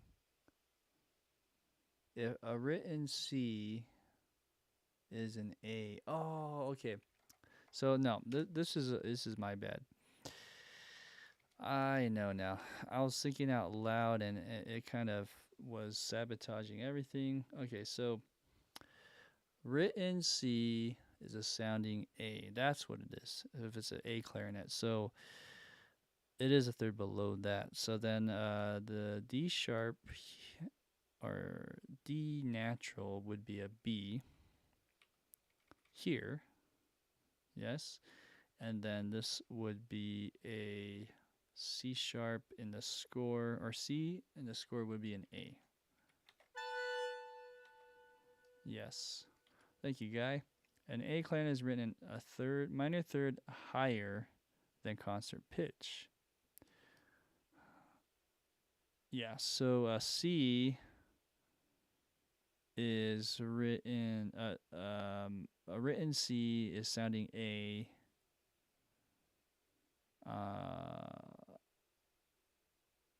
And it's written a minor third higher than concert pitch. These things always mess me up a little bit, to be honest. So if I wrote a E flat in the score of a A clarinet, that would be a C, correct? Yes. Yeah, I think we're on the right page. Okay, so, and then going here, we have a B, and then this would be a G sharp. Ha, okay. Man, oh man, that was all, that threw me for a loop. Okay, that's it. Glad we got that taken care of.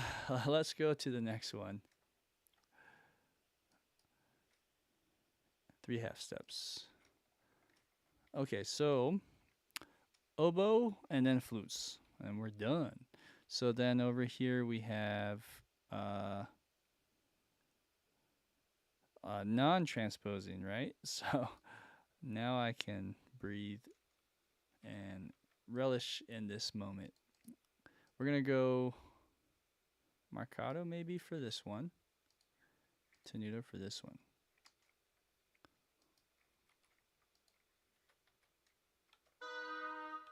Okay. This marcato isn't bad. Maybe I'll try staccato first. No, we'll do marcato, but like about that much shorter. There you go. And then, excuse me, the. Okay. 5, 4, 3, 2, 1. Okay, let's bring up some of that volume.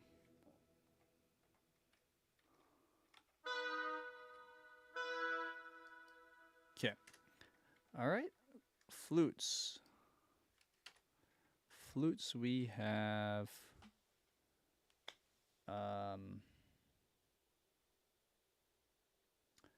D sharp and F sharp. Okay, this is probably the first flute. This is second flute. Okay, with the articulation. Oh, you know what? Let's do tenuto. And then this one, let's do marcato.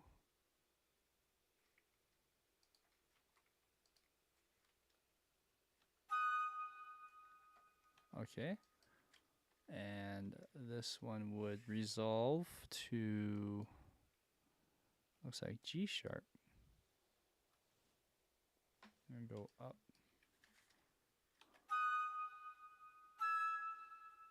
These can be nice and short like that.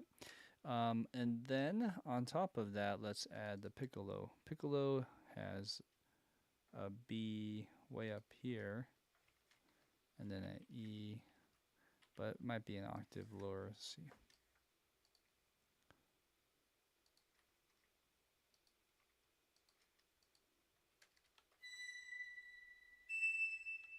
Okay, I think that's actually right. Okay, let's put it all together. 5, 4, 3, 2, 1.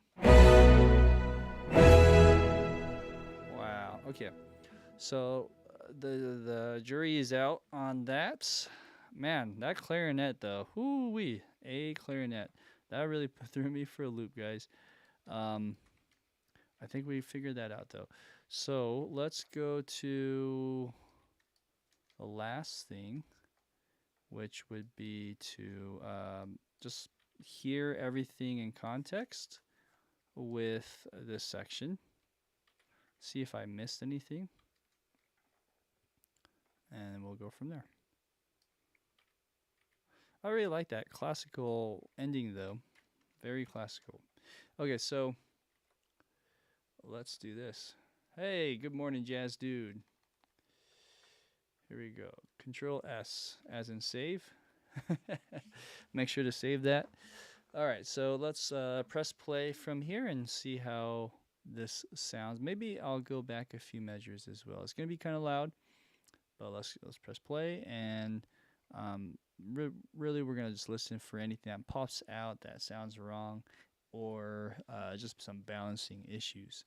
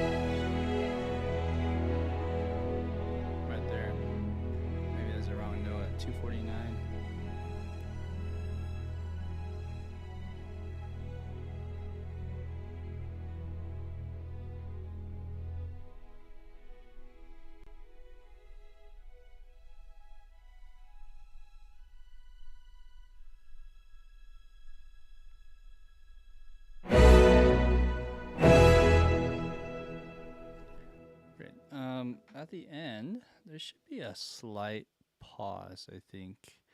So like that on these strings. So we go, whoop.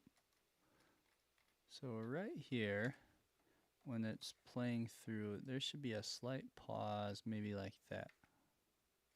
I'm gonna press play again.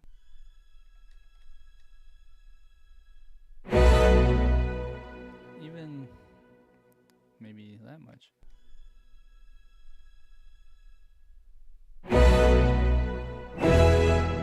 Something like that.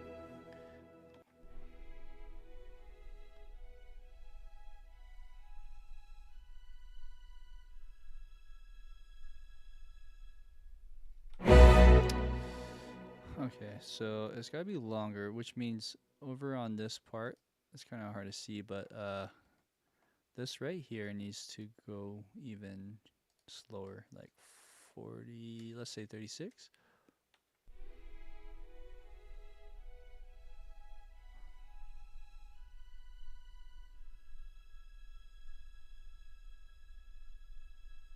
I think there should be a little bit of a break there. Yeah. Good. So then, what we'll do is adjust a few things, at least for this part. What I'm going to do is fix that note. I mentioned 239, right? So over here, something didn't sound right. Maybe in the violins, I'm guessing.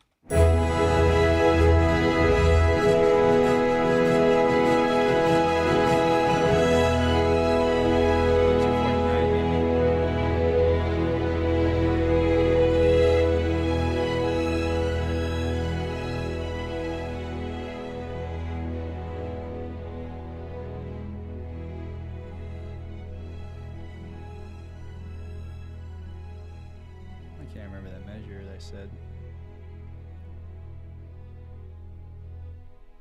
Okay, maybe I was wrong. Let me just solo this one more time. I heard a bad note. I swear. My ears are playing tricks maybe on me.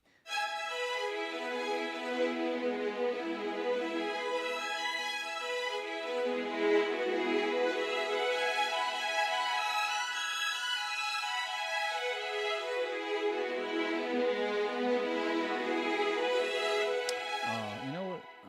Maybe I'm hearing it. It's this thing right here. Because they're in unison just for a brief moment, and it just sounds. I don't know. There's something with that timing too, with the slur.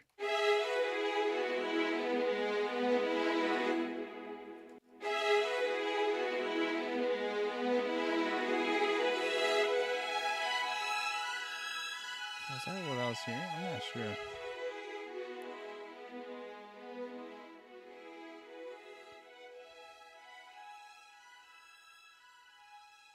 Huh.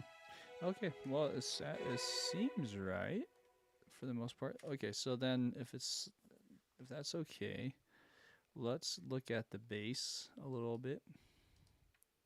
The bass kind of drops out a little too harsh, so I think I need a decrescendo more on this.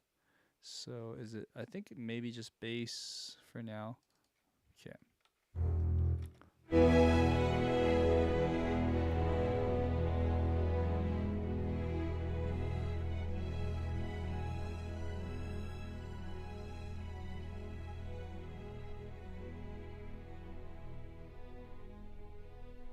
There you go. That helps. There's also tuba probably, or some other instrument. Maybe these horns. Let's have a look. Okay, let's do this too.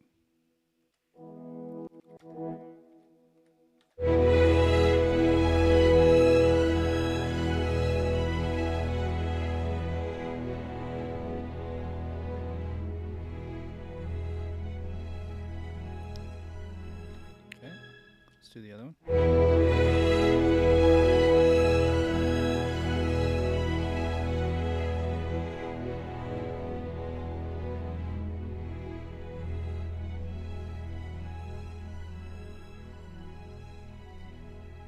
Maybe the cello.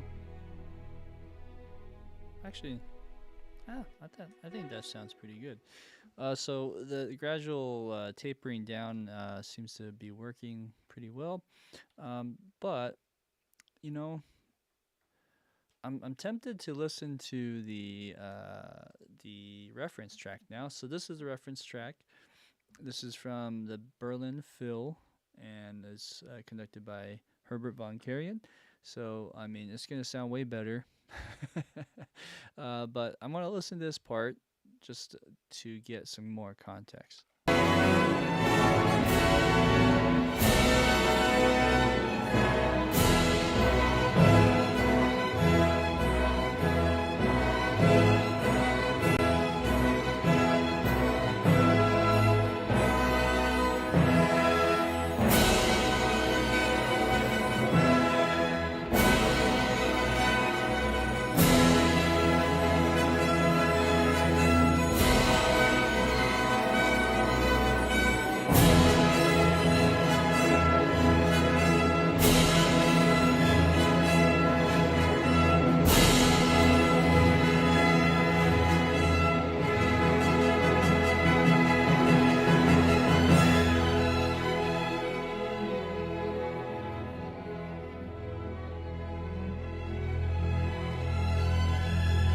Wow, that's cool. Actually, dynamics right there. I'm missing that.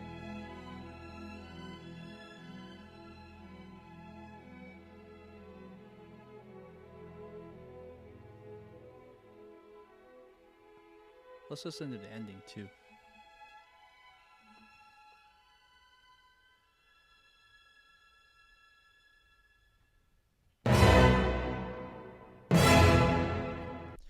All right, so as you can see there, that is how it's done. But I think for the big part is this little crescendo thing that's happening, right? We should probably copy something there. Now the other thing here is I think this timpani really pokes through, so let's bring up that and see if that does anything.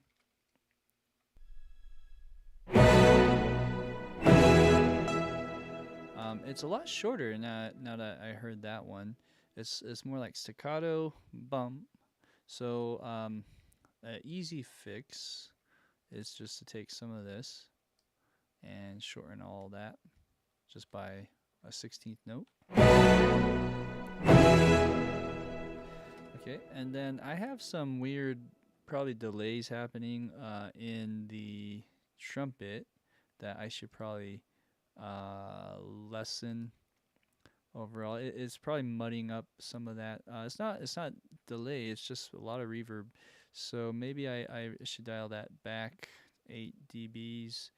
Let's do that for solo trumpet as well, I guess. But let's see.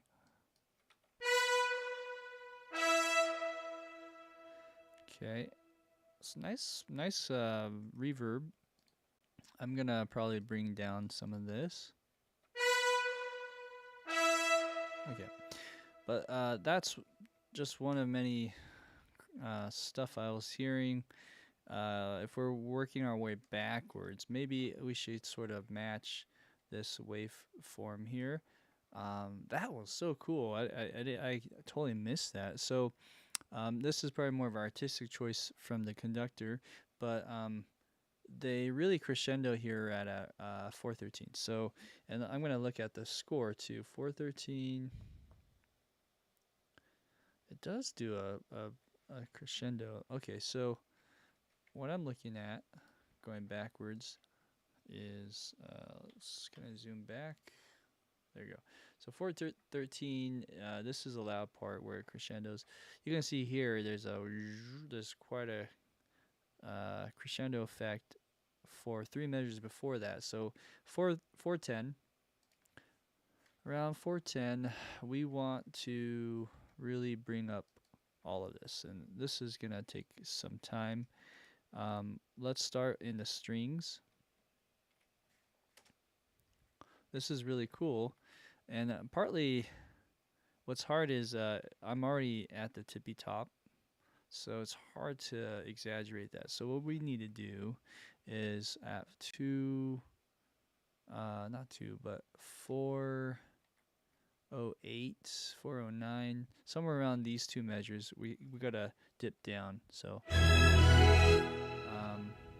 I don't know where to start. Let's start with the bass.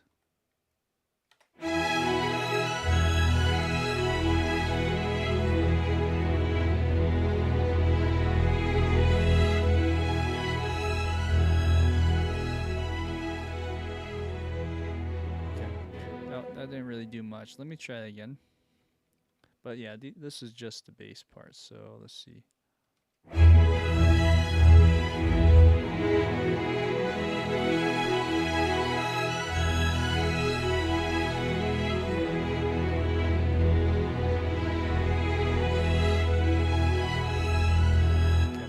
So that's one.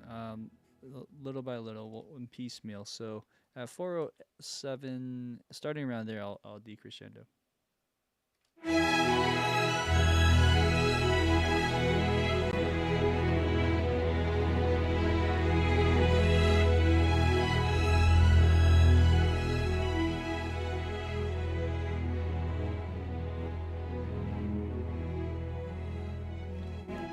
Something like that. I probably need to dip down even more so. Guy, would you like to conduct an orchestra one day? Yeah, why not? That'd be awesome. Who would? It's intimidating, but yeah, I'd love to. Generally, like if it's for a film score, you don't conduct your own unless you're really confident you can. So, yeah, I mean, for me, I was a conductor. I mean, for youth orchestras and bands, I was, and it was a lot of fun. But I wouldn't say I was the best or I was very good. I can, work my way around as a conductor. Here we go.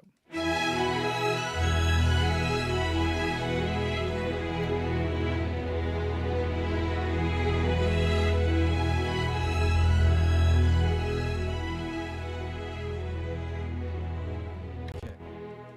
Next, let's see here.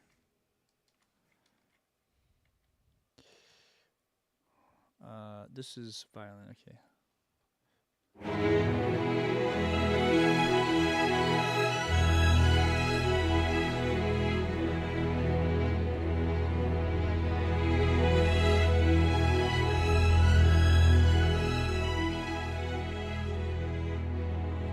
Kind of like that. I might have went a little too early there, so. But yeah, the effect there is so cool. And we gotta emulate that. So.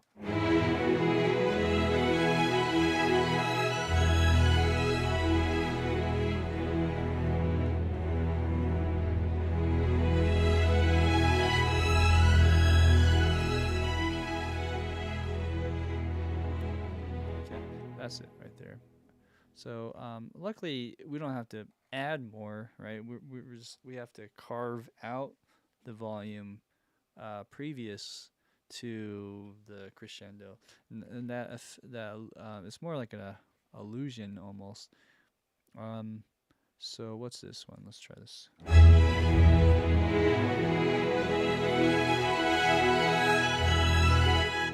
I'm boosting that up because I can't really hear this part. So, anyways, I think I understand.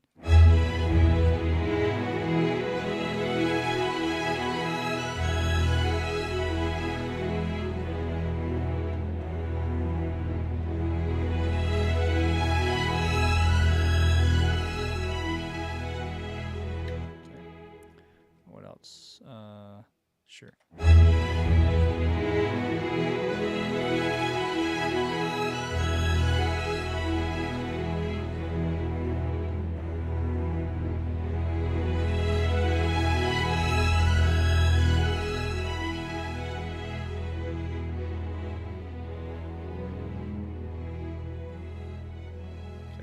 This one's a little dirty. I'm gonna just go like that. Or messy. Okay. more.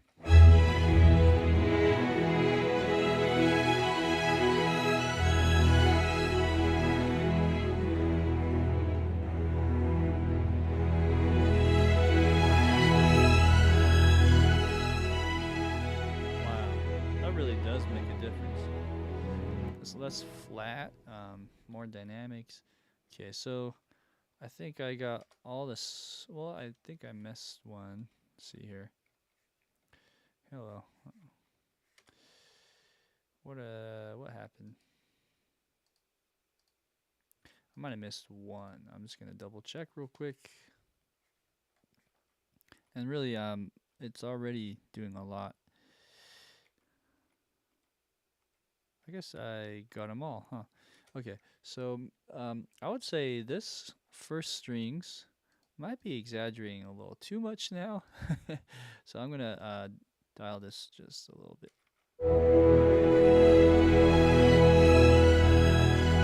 Okay, great. We could do this in the horn, sure, real quick. I don't want to spend too much time on this, but this should probably move with it.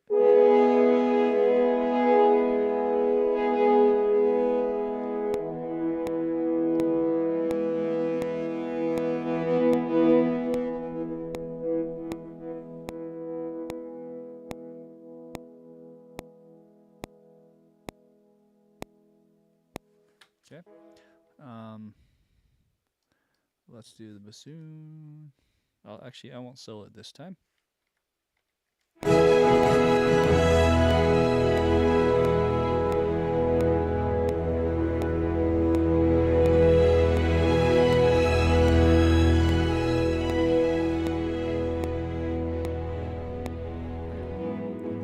so on.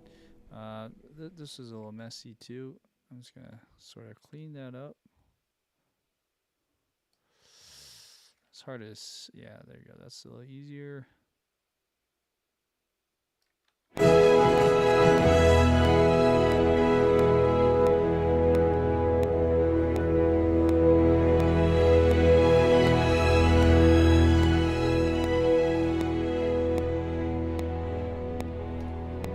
Cool. Let's do the clarinets.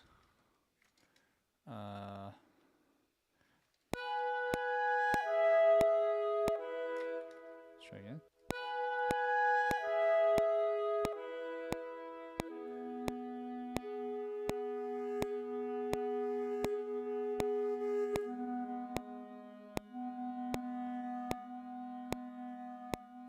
I'm not sure why it's not recording over well. Sometimes that it just happens in the Vienna ensemble stuff. I noticed when you're loading your patches straight through to the DAW, it doesn't do it as much. But if you're using like a secondary computer to load your samples in through Vienna ensemble, sometimes these replace stuff doesn't work. It's really weird. Okay, we're almost here.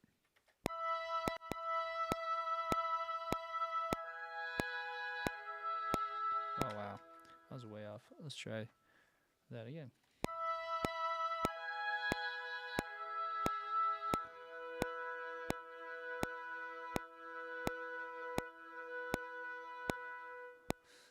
The idea here is just to match some of the dynamics that's happening elsewhere. I think I'm skipping some. Yeah, I gotta do this one too.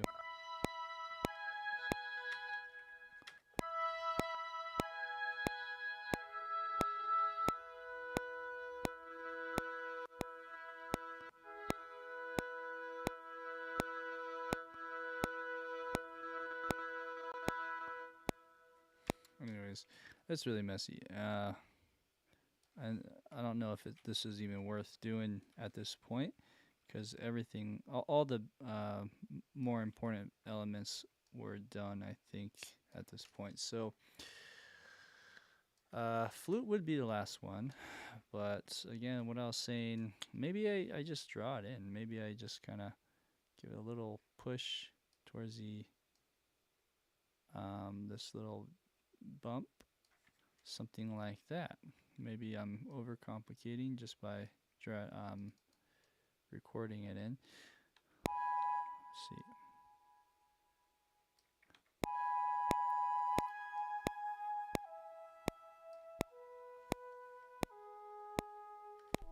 Yeah, so you can't really hear too much of a difference there. Maybe I roll it down. Okay, so there's that. The other thing I heard was triangle was really loud, so let's bring down triangle.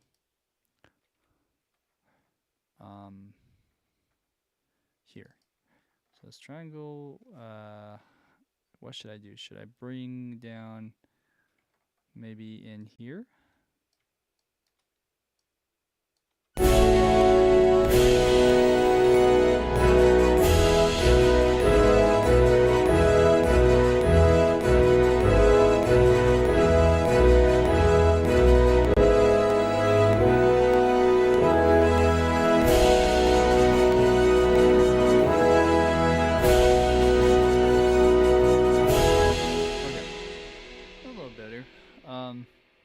What I like about this recording too is it's a lot more balanced. Even the waveform, I noticed that it's quieter. It's intuitive, counterintuitive to what I would think. I thought all of this would just be really big waveform towards the end, but you can kind of see how there's a lot of dynamic happening within that. There's something happening there. I can't put my finger on. Something with the brass. The brass is really loud compared to the strings. I remember in the recording here, the strings and brass are almost equal to each other. I'll play it again.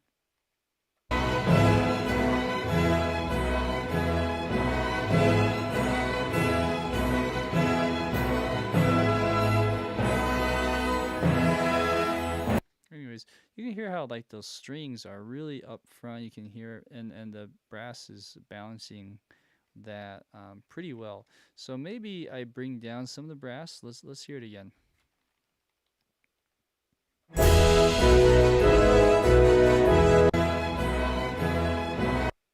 Yeah, some of it's just mixing, but maybe that's just too loud. So what we do here is we just bring down the volume and shave some of it down on everything. So like we just do that here, do that here. But then, I mean, this will affect how the previous section comes in too. So I'm just going to do it piece by piece.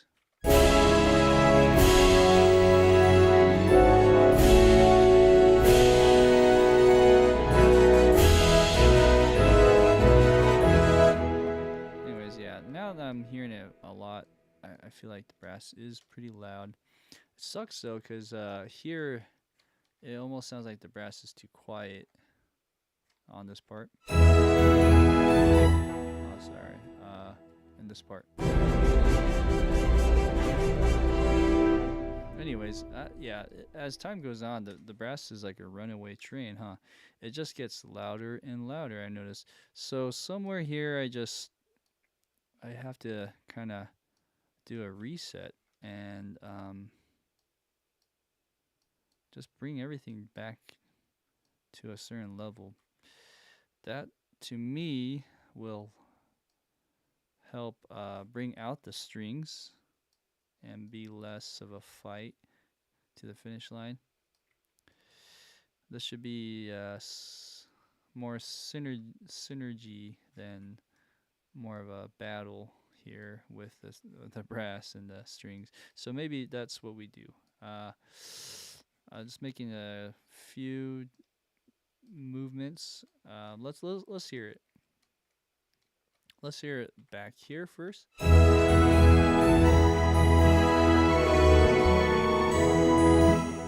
Okay, let's hear the reference track.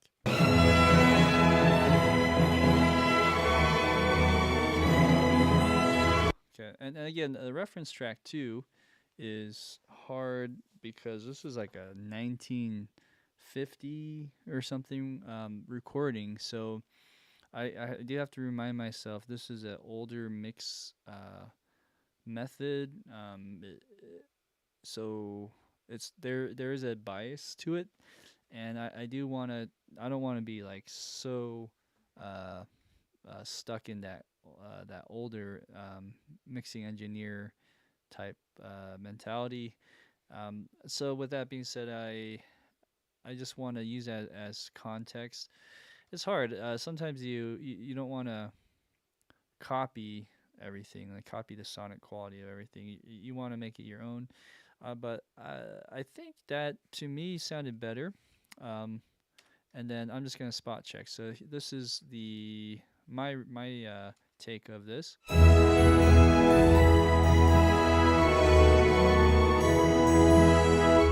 the brass still is heard, but let's go back to this last part of the section.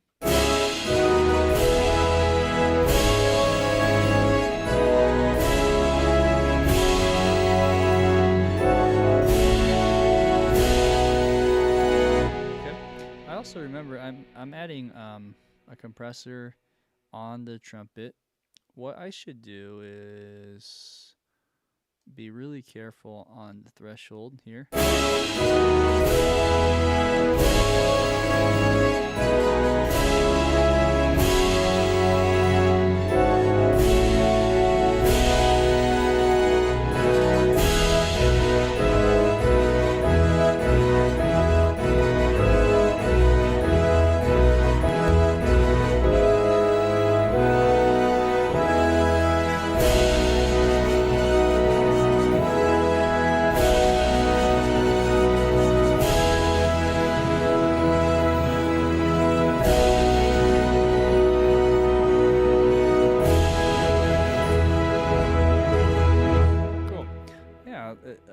That really did add a lot.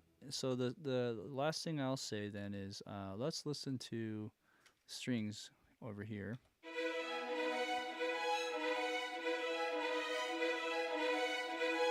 Okay, so over at some point we should bring this up as well. I'm just gonna bump some of that up, even here more so.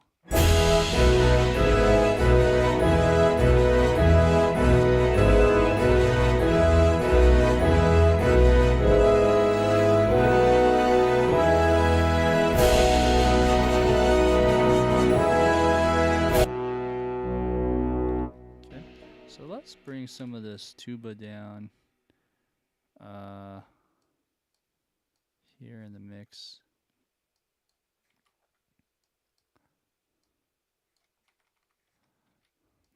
Even here, I would say.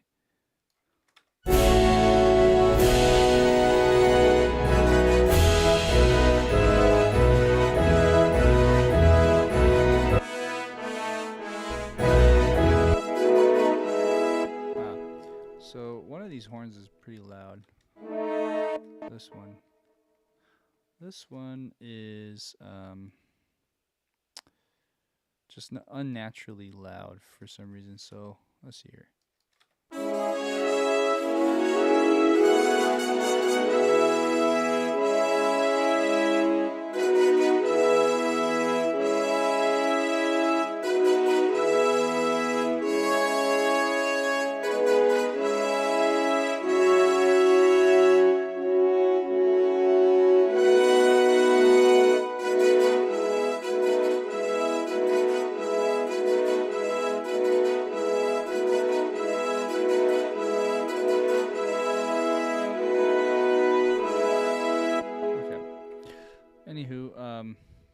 I did mention I wasn't too happy with the sonori trumpet parts at some point.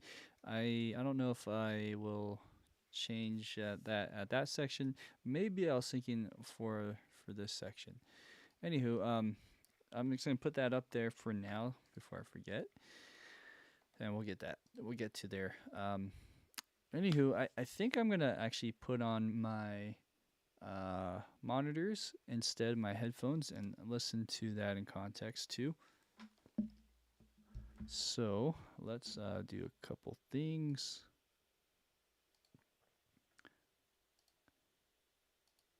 All right. So there's that, and then I got to turn this back on. All right. So now what I'll do, we're gonna start mixing more broad strokes throughout the piece. First off, should we play back from the start? I think we're okay to start from the very beginning now and go from there.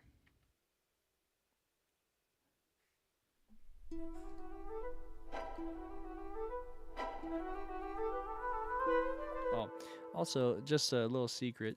I've added somewhere before the live stream. I've added this room tone. This is from Cinesamples. You can get it for free, but it's a room tone, and it just really it adds something to the magic of trying to recreate, like an orchestral sound. So I've added that. It might be a little loud, so I don't know. I can hear it, so I'm gonna bring it down just a little bit, maybe 4 dBs. Okay. And you can hear like a tambourine. I'm gonna actually move that over just so that we can get rid of that tambourine sound. There we go.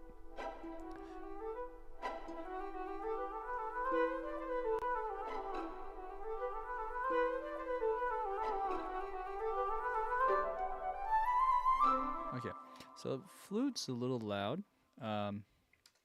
Let's shape that a little better. Somehow, let's see. How should I do this?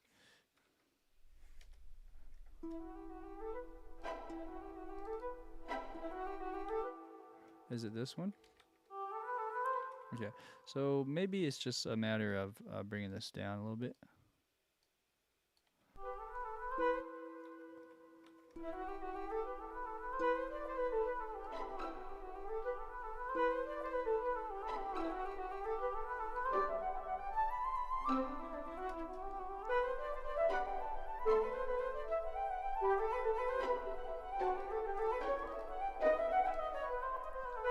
And there's certain things here too that pop out a little more than I want, but let's see.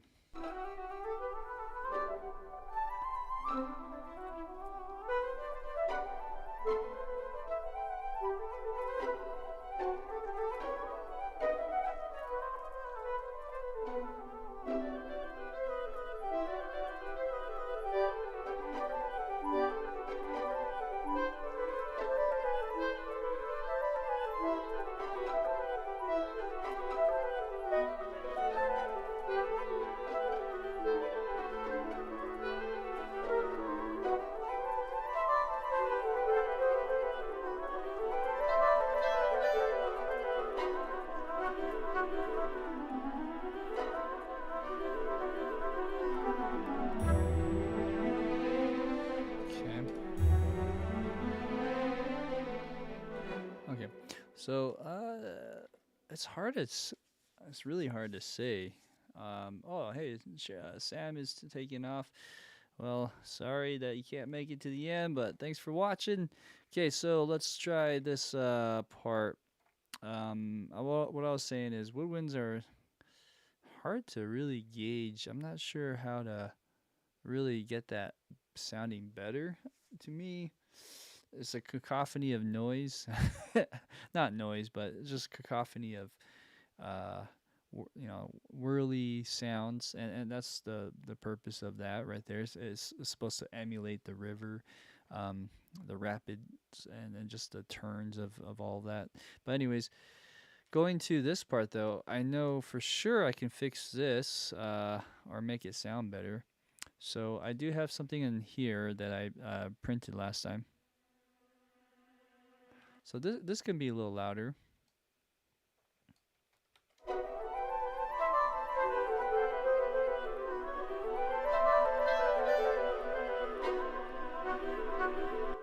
I like that. Let's just keep that going, and then this run is kind of funky. So let's hear the elements.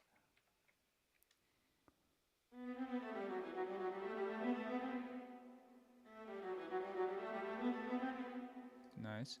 Viola. So there's actually more. This is all of the viola right here.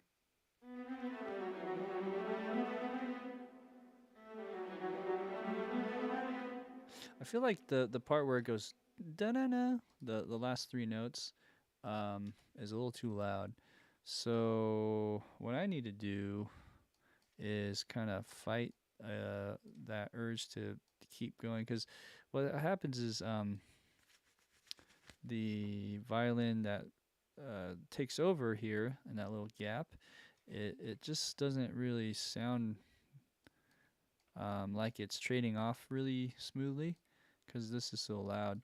So this needs to probably go down, and I think that'll help for one. But I have to do that for almost all of it, so this is tedious. But if we can get it right, um, whoops, maybe that's too much. I think the transition between the two voices, so viola and violin two, will sound better, which is right here. Let's listen violin two with it. Um, is that it? Violin two. Okay.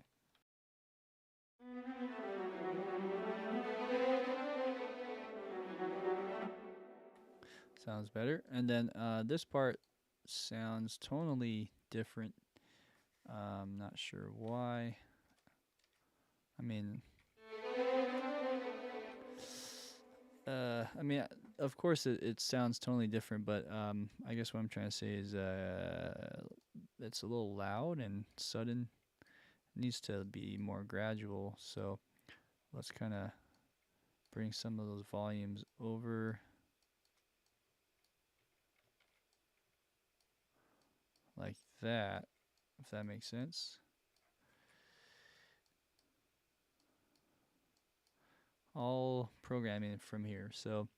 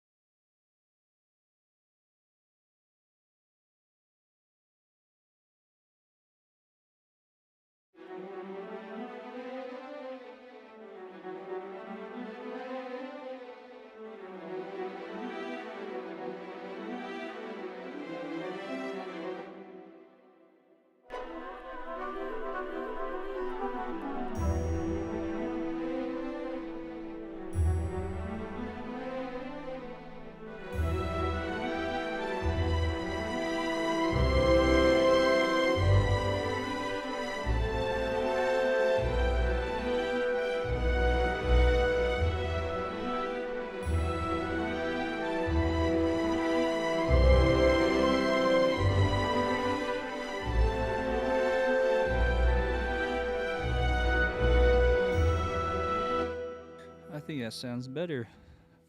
It sounds more like connected now, and that's how it's supposed to be. So great. Jazz dude, wouldn't it be easier to use the line tools with the parabola for this edits? Yeah, I guess so. I think everyone works differently. I like those parabola tools like this one he's talking about. I like that, but in this context, it's already programmed in. So all I'm doing is highlighting and compressing it or bringing it down or using my fancy shortcut macros to do the job here. Okay, so let's go on. I think this part sounds awesome. By the way, this is my favorite part of the classical piece, anyways. I spent a lot of time to make it sound good. So I mean, we could probably skip forward. What I'd like to do though is just make sure the repeat. There's a repeat section here that comes in, and I just want that to make to be um, a little bit of a variation, perhaps, or just make it so that it sounds like it's connected as well.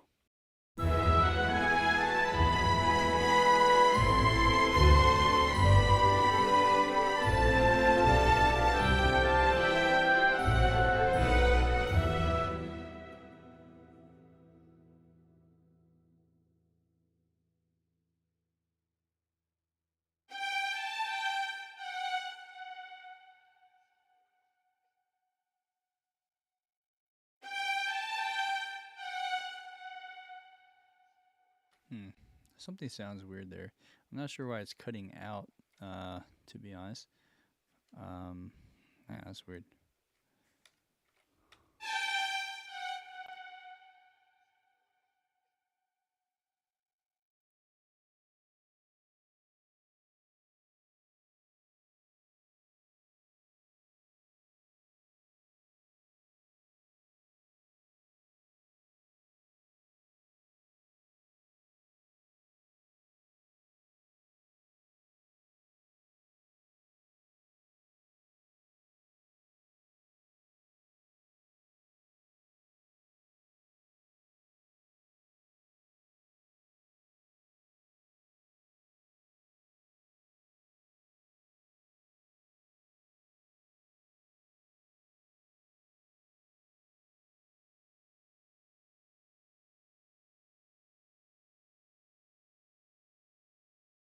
Oh, mic muted. Thank you. All I was saying is, this sounds weird, and over here, I wanted to make sure that the rhythm was good.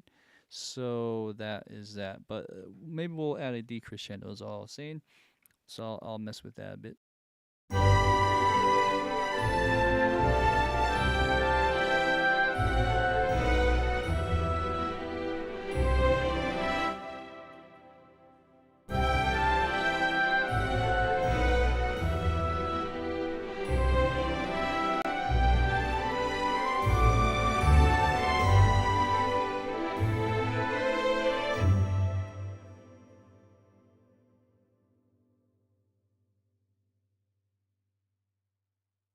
Okay. Thanks for those who are still watching and helping me out whenever I'm muted. I'm muting myself so that there's no bleed over with my monitors and my microphone here. And sometimes I forget while I'm in the heat of this. I think I might want to put a little decrescendo from this point to the next section, which is this this part, measure 80 in the da. Maybe I put a little bit of a decrescendo on everything real quick. And this is where maybe a parabola tool like Jazz Dude was saying was good. Let's see here. So first off, let's find the culprit. Who's the loudest?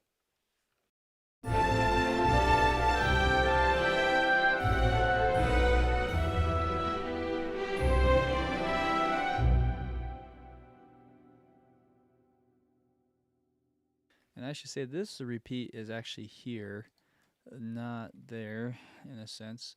Um, in that regard, then it's basically from here to there. We want to put a little bit of a push. Let's do the non melody.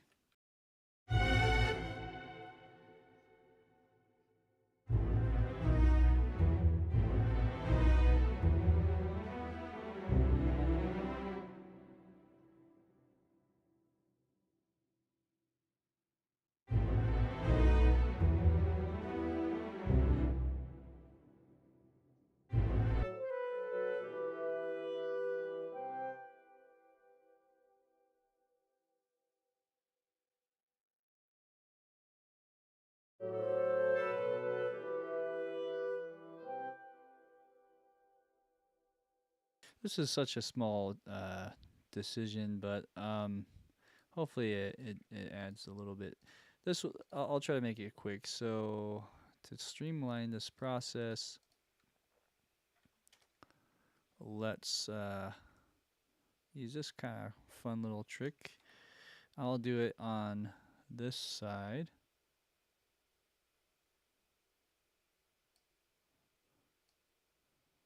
Okay, and basically we're just trying to give a little bit of a, I can even go earlier probably, give it a little bit of a breather, so to speak. Sure. See, this one is going up for some reason, so we don't want that.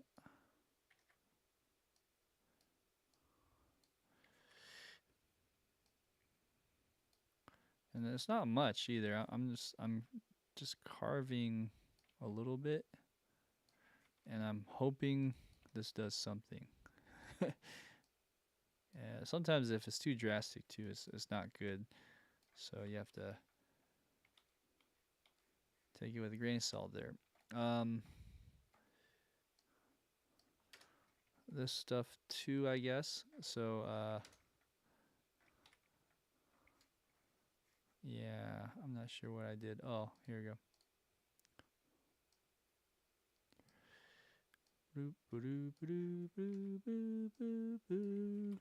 Okay. After this, I'm not sure what else. Oh, the big one will be this St. John Rapids part. That's going to be the tricky part. This one's written kind of funny, as you can see here. I'm going to solo this.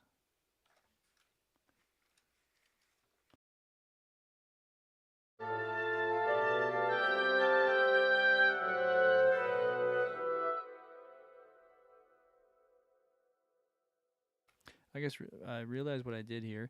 I did something funky, and with the woodwinds, at least, I did it on the wrong spot. That's going to be a problem. So let's fix that on all the woodwinds that I just did that on. This one's good. Okay. And again, I'm just eyeballing it too, which sometimes isn't the best.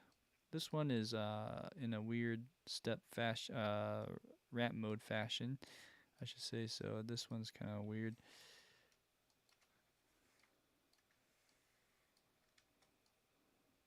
Anywho, let's hear the difference after this. I'm really curious.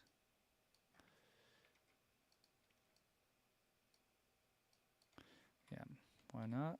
And then just a little more. Oh, that's a little too much.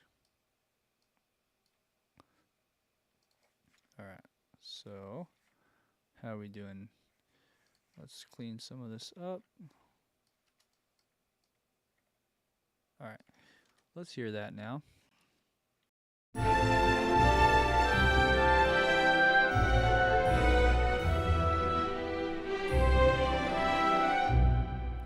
Yeah, I think it sounds better. Let's try that again.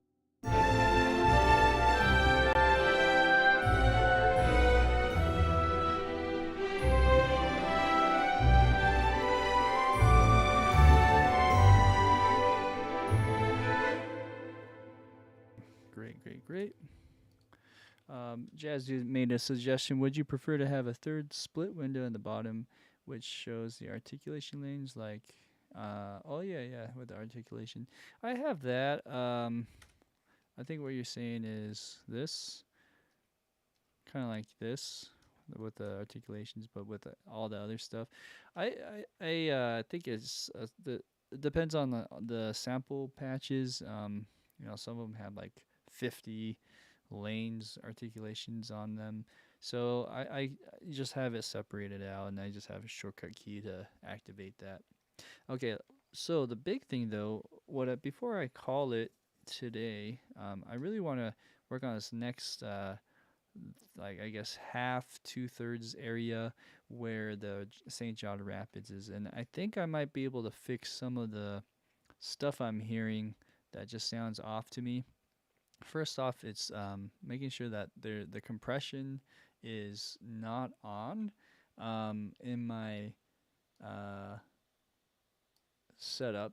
So I do have a limiter on, which generally isn't a good thing if you're doing all this. So I do have it boosted too. So now I'm gonna bring it down. It'll be a little quieter. I mean, still you'll be able to hear. It's plenty loud, but I'm just gonna boost that down again or cut it down and see if some of that compression I was hearing earlier goes away. If not, I have to bring down some of these brass or other instruments here. Also, I do want to try playing around with this real quick and seeing if any of these sounds here from the Spitfire sound better to replace.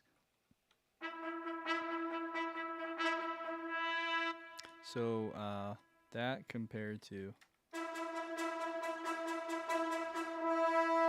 there's something weird about that. Now, one thing I do realize is I'm being really nitpicky when it comes to separating trumpet voices 1 and trumpet voices 2. In some regard, I can just probably do this, or in some, or even easier, just go like this and find that E here and do something like that instead, if that makes it sound better, and just stick with that. I don't know. These are kind of the choices I'm gonna be making now. Okay.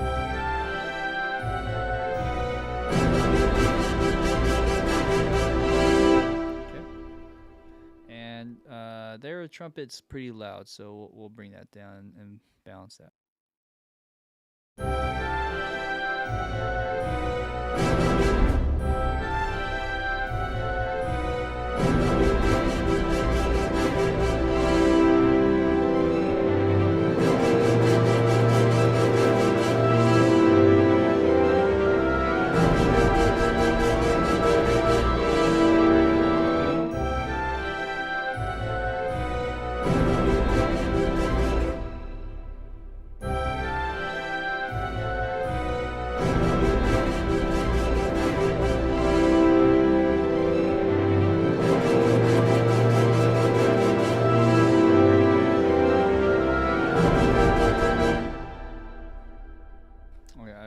That this is still on, huh?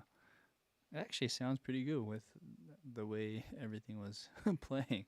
Let's see here.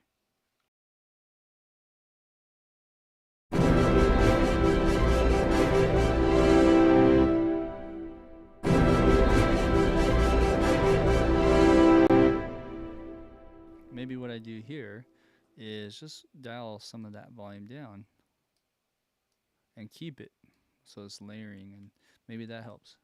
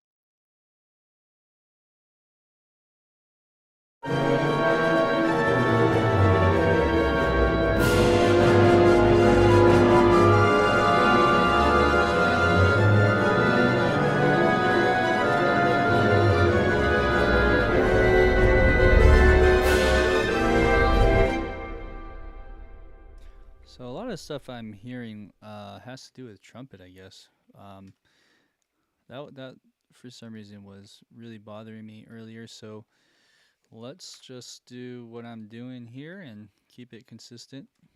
Hopefully that helps.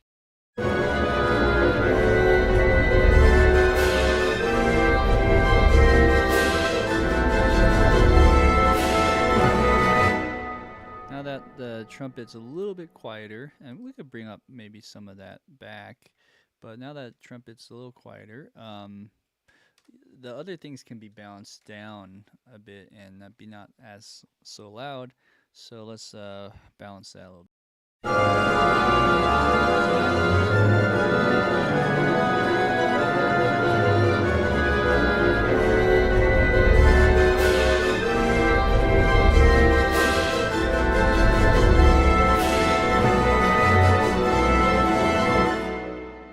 I think I'm hearing it more so in the woodwinds, like this piccolo stuff, and then I think the strings probably can go up even.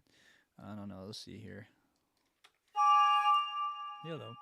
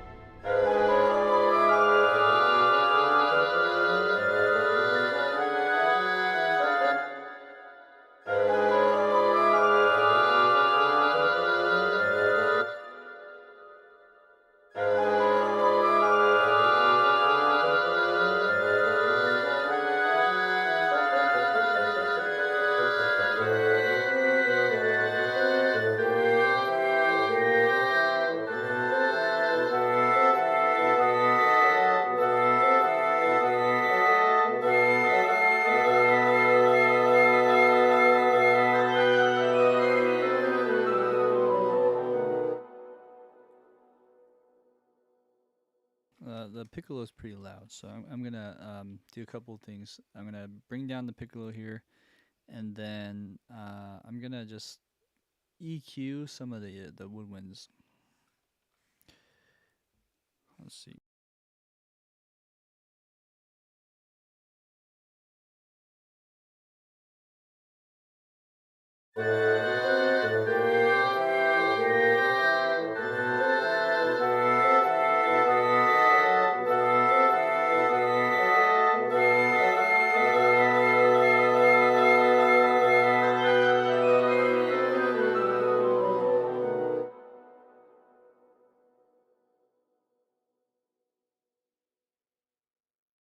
It might not be the piccolo as much as maybe flute one.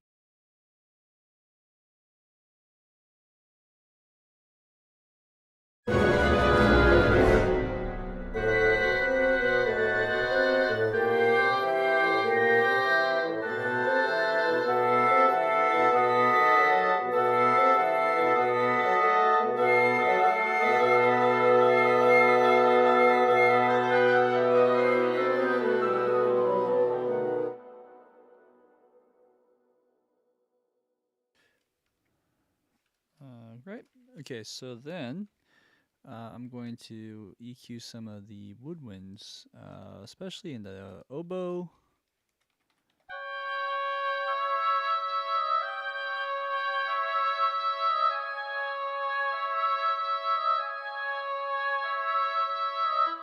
So I have this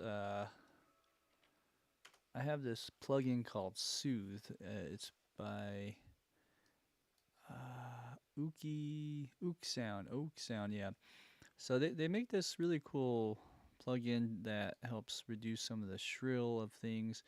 I think shrill of violin probably close to what we're looking for to help with this. Um, I'm gonna A/B this a few times.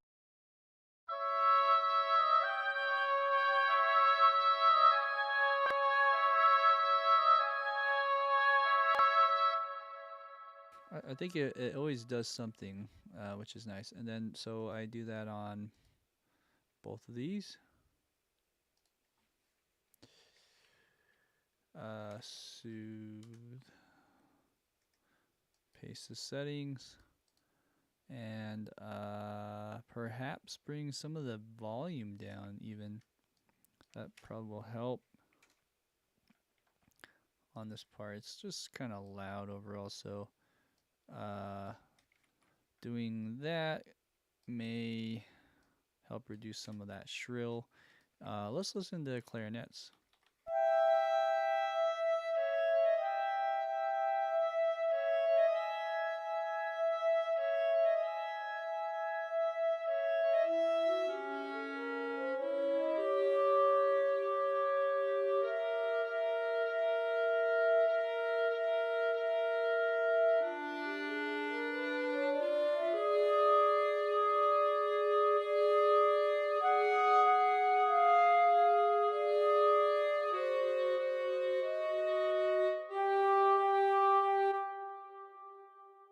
I don't know about that. Maybe if anything, we just bring some of that volume down to.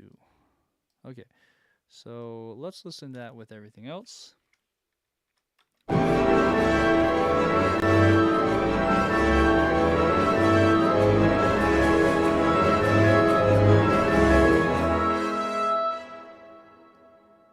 me try something here.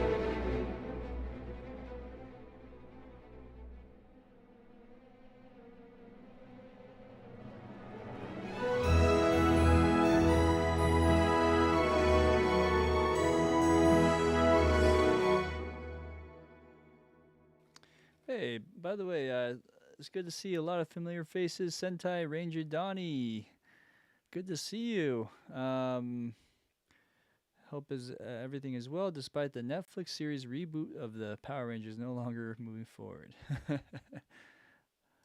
Ah, yeah, that's too bad. Man, those reboots, those are fun. It's too bad that they're no longer doing it. Ah, man. Well, what we're doing here is we're really close to finishing up, and I'm looking at the time. I didn't realize how much time we're going, but we're pretty good on this. There's just one or two other things. First off, the this section sounds great now. There's something about it that was just not happening before. I think changing the trumpets helped. I'm looking for the triangle now. I'm actually in the wrong spot. It's over here. This part just sounds a little too loud, so I'm just gonna bring this down in the volume overall. This is um, just the downside of that ramp mode version of things. I love it, but then I hate it. This ramp curve. I've been deciding what to do. I think I'm gonna stick with the step mode for reasons like this, where if you have two dots, and I'm going like this, it messes up this part. So I don't like that. It's one of those things you have to deal with.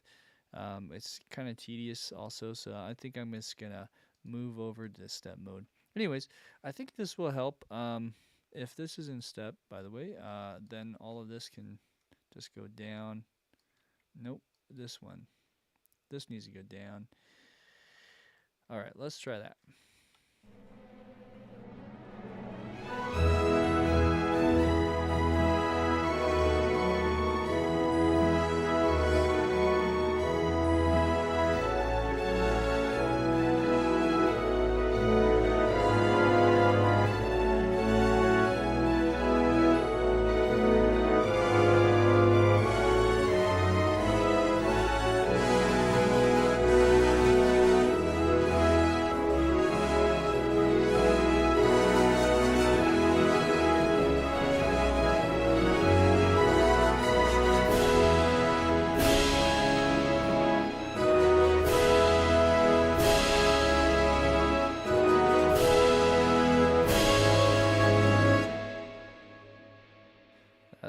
Crash is a little loud on some points, so I'll fix that.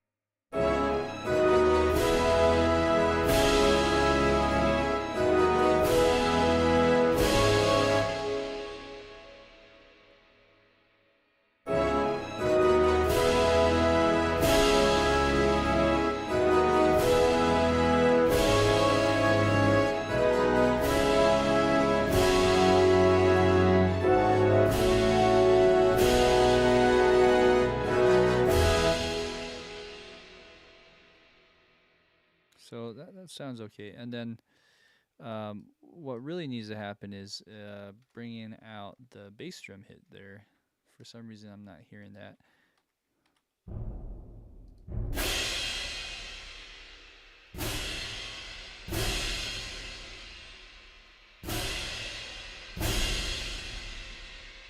Or it could be a articulation.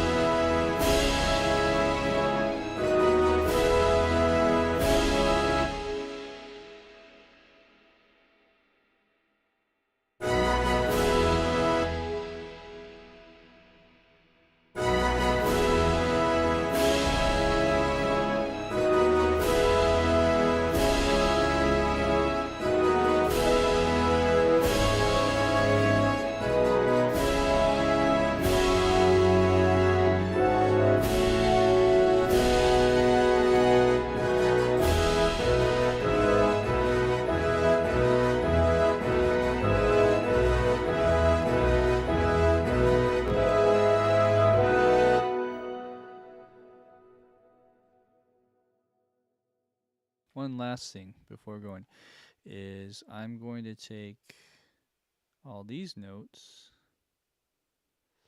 How do I do this? So, and put them here, but keep the right articulations on them. That's going to be tricky. So,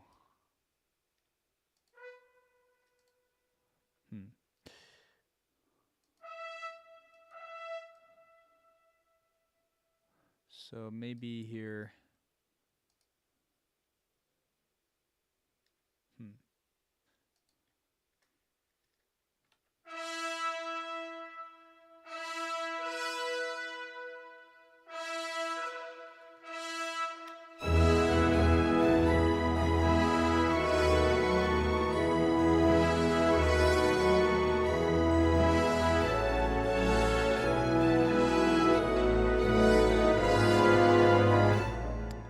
You know what?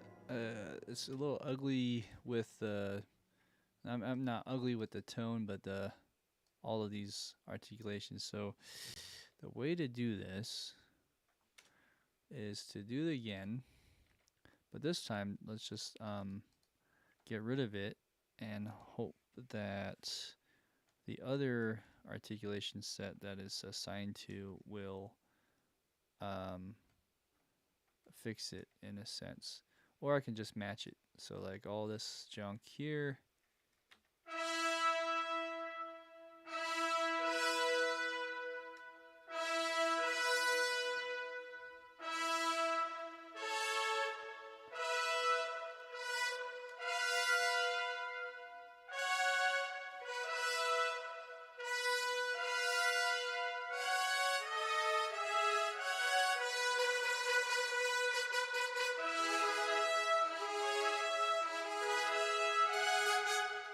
Okay, and I'm doubling this to just give it a little bit more oomph, and then I'm gonna maybe reduce this. Okay. We're layering basically here, so, but with that we gotta bring this down. Okay.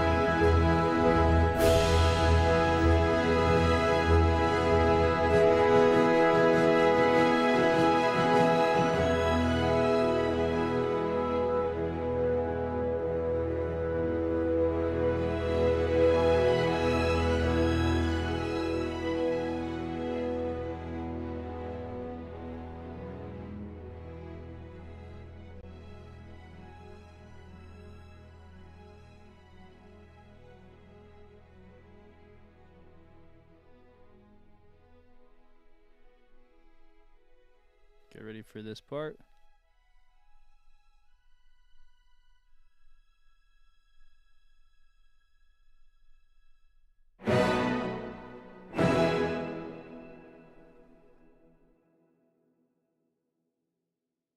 Okay, great.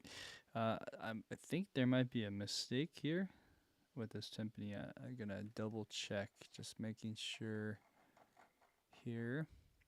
407 is where this stops, right? Okay. I thought maybe this sounded kind of weird with this timpani here.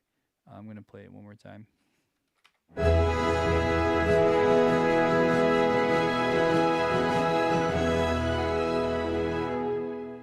I see. Okay.